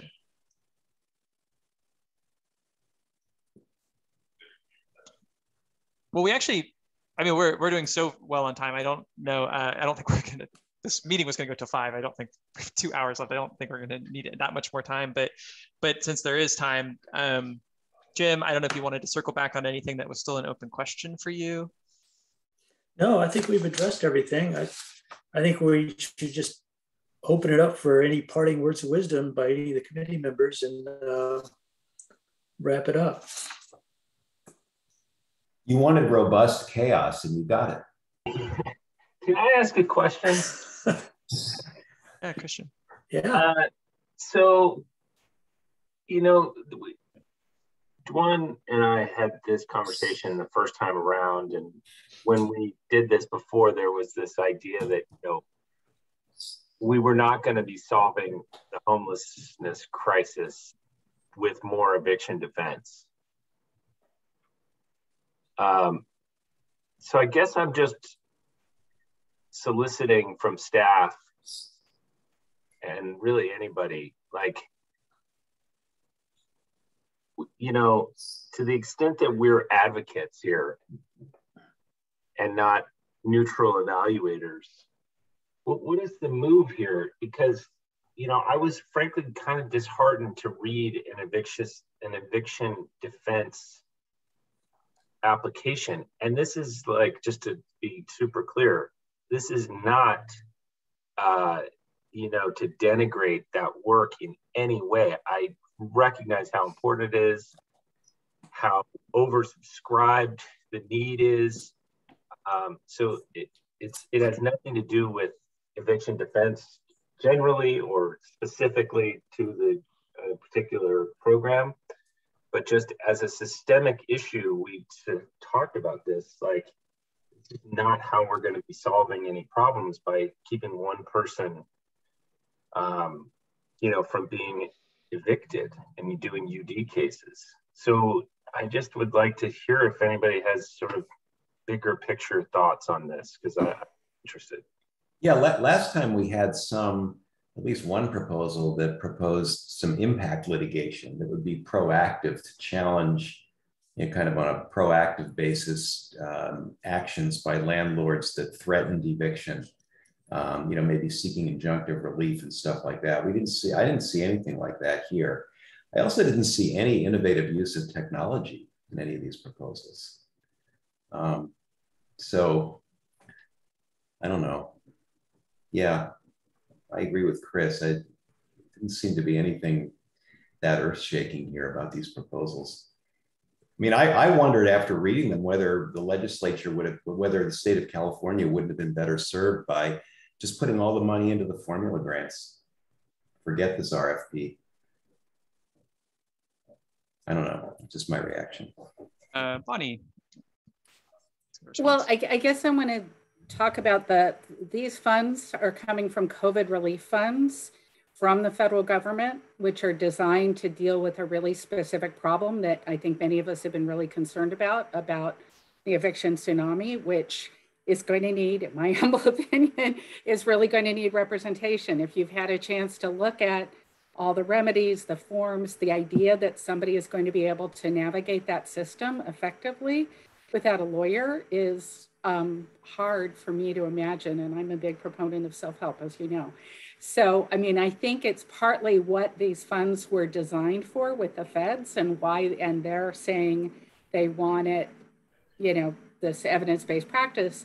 And I think that, you know, California is trying to come up with lots of ways of addressing this. But I think that there may be a slightly different context, that this is COVID relief. Tuan. So I don't have a great response, Chris, to your question, but I will say that, you know, with starting with the HP1, we're collecting more robust data we're aggregating the data right now. We've been reviewing some of the preliminary data with Judicial Council and also with the help of Jim. We will be able to share something probably in a few months with this committee and the commission. And I think that we'll have a kind of a baseline of then in future years, what we're striving towards. The data is really interesting in that it breaks out by zip code, demographics. It's really, really robust and rich. And I think once we have the data in hand, perhaps, like you said, Chris, you know, we're not just grant makers, you know, we're trying to shape policy as well.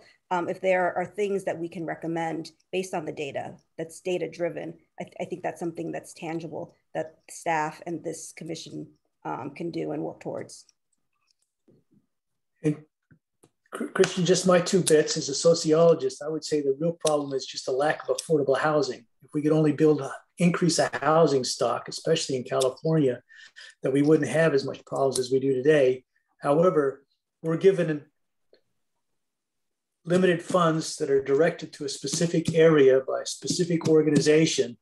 And so that's why we're kind of restricted to kind of like the legal response in terms of landlord evictions. And so that's only one small part of the problem. It doesn't address the entire problem. Right, but I guess that's sort of, I mean, you're putting your finger on one concern that I have, which is that, you know, I think that the way in which the legislature used the direction and the directive that was associated with this grant of money to the commission to make is sort of broader and more systemic. And my sort of grave concern, and I don't know that this will come to pass, so I don't want to, you know, be in the prediction game here, but my grave concern is that the legislature concludes that that the community didn't respond in a meaningful way. Because, and obviously, you know, and I've said this before, so I don't want to belabor the point, but, you know, $80 million is not going to solve the housing crisis. But so it's a sort of false premise to assume that, but I just don't want to put the legal services community into the crosshairs of the legislature with them saying, you know, gosh, what did you do for us? And so I'm just worried about that, because what I hear Bonnie saying is, look, we've got to spend this money in a certain way. This eviction tsunami that's coming down the pike is real, and I totally agree with that. And I, you know, share her view that it will require legal help for people to navigate that. But I am worried that, you know, the specificity of that directive is not really that widely understood about how this money is going to get spent and how this funds really should be used. And I'm not quite where Eric is in terms of saying that this, you know, maybe this should have all just been formula funding, because I hope springs a turnoff. And, you know, the idea of an innovation coming out of this process is one that I still sort of hold on to. But, you know, it doesn't feel like we're just helping people navigate the process to get eviction defense funds from the CARES Act. Yeah, so, that's interesting. So we have had this discussion before, and I mean, I agree with what everyone has said. I think there is, from my perspective, a gap between the legal services community and the affordable housing developers. I made some attempt by bringing in somebody from the nonprofit housing organization when we did that first convening. I think there's just this big gap to connect the two to do work beyond the eviction defense area. And I think, you know, it's some of the larger legal services programs have community economic development units, but I strongly believe that what needs to happen is if this money is going to keep flowing in this direction, that we've got to make the linkages with the affordable housing developers. And we've got to get the backup centers to really focus on the housing policy work. And that's a complex process, but it's one, you know, it's these pieces that I think really, really need to connect, because the eviction defense work will always be there. And there is money for housing development, but it's, you know, it's coming to us to give to these programs that typically don't do that actual work. That's my perspective. Christian raises a super interesting question about like the systemic solution to homelessness. So speaking only about the more narrow question of like, I wonder why there's a competitive grant, and maybe, you know, could the formula grants have achieved this? And the one thing that I think maybe is helpful with having the bifurcated grants is that the legislature obviously wrote into AB 164 that the competitive has to give preference to rural, whereas the formula obviously is not connected to that. So it is, my hope is that when we actually finish scoring, we'll actually see as a material amount going to rural California that maybe otherwise wouldn't have gone. But I mean, we don't know actually. We could then compare it to like what would have happened had it all been formula, but well, hopefully that will make a difference. And then the other thing is, obviously with the competitive, the smaller programs can dream up a really big budget request, whereas the formula, you know, it's tied to how much money they spend in the previous year. So they would have like a functional ceiling. So, but whether or not, you know, at the end of the day, when all the scores come in, it actually made that difference, I think is like, that's an actual question we can look back and answer. But I think that's the hope, is it'll help those programs.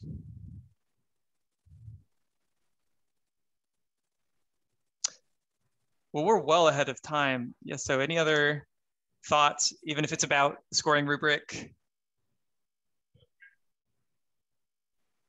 Okay, well, I'll report that I pulled a couple of really quick stats on the applicant. It's very, very few, but on the applicant pool, normally staff would give you the presentation on like, here's all the applications we got, and here's all the counties that would be funded, and show you the map and everything. So you'll still get that in late November, early December. But just up front, you know, there are 34 applications for competitive funding.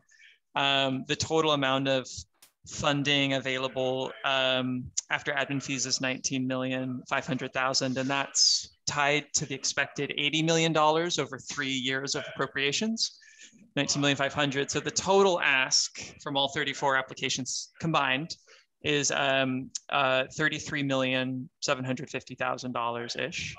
The average request is just shy of $1 million. These are for 3-year budgets. The committee had set a budget ceiling of $1,500,000. So the average was just under $1 million. It was $992,600. So yeah, $33,750,000 total, $19,500,000 available. If everyone got their, if everyone got about $1 million, it would be enough for 20 or so of the 34 programs to receive funding. 29 qualified legal services projects applied out of 34, 5 support centers. 23 of them would focus on rural, meaning they just answered the question, will you focus on rural? They said yes.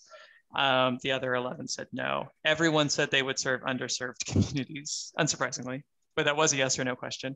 And it was defined as like, is there any aspect other than income that you can articulate that you'll target that community? So everyone was able to identify at least one other aspect, be them victims of domestic violence, or they're undocumented, or mental health issues, which I would like to think, and the legislature had put in the statute, you know, must give preference for rural, must give preference for underserved. I would like to think maybe at least some programs more narrowly focused their proposal and sought out some extra feature of underserved because this was in the rubric and because it was in the statute, and therefore it kind of nudged them in that direction.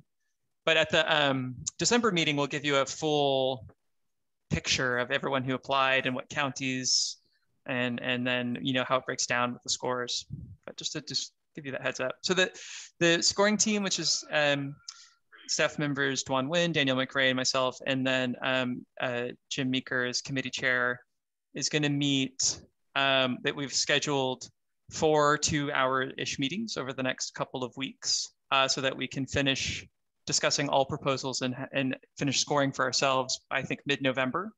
And we'll certainly know by then if the committee needs to meet again between November 15th and December 2nd, or if we can just use that time on November 2nd to resolve any outstanding questions. Well, thanks to all of you for the time you're going to put in and the time you put in already on this. I mean, it's really a lot of work.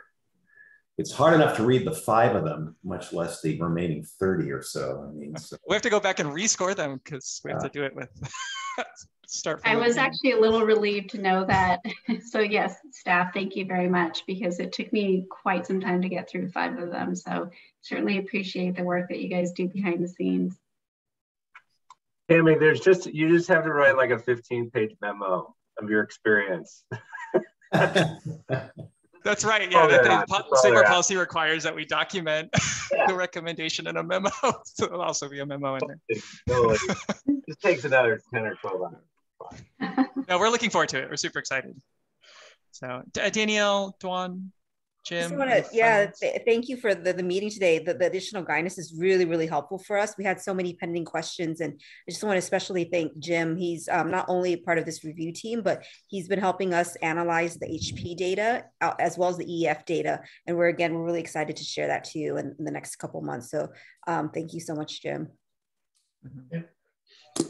Yeah, and actually that's a great point. This was, I kind of started the meeting with like, what does success look like? Like we achieved that, which was that the scoring team got really, really robust sleeves rolled up, quote unquote, guidance from the full committee on how to apply the rubric going forward. So that was a smashing success in my head. So hope everyone feels that way. All right, Jim, we can adjourn if you would like.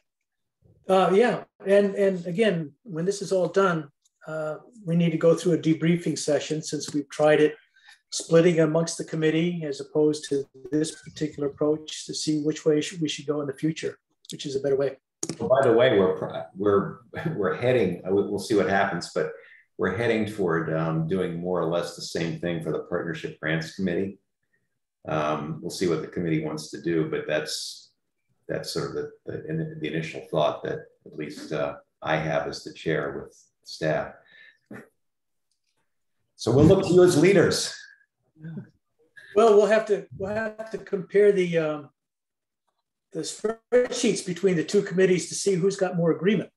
That's good. Yeah. Great. Thanks. All right. Well, thank you, everybody. Have everyone. Have a great weekend. Enjoy the hour and a half you just got back. Thank you. Have a great weekend.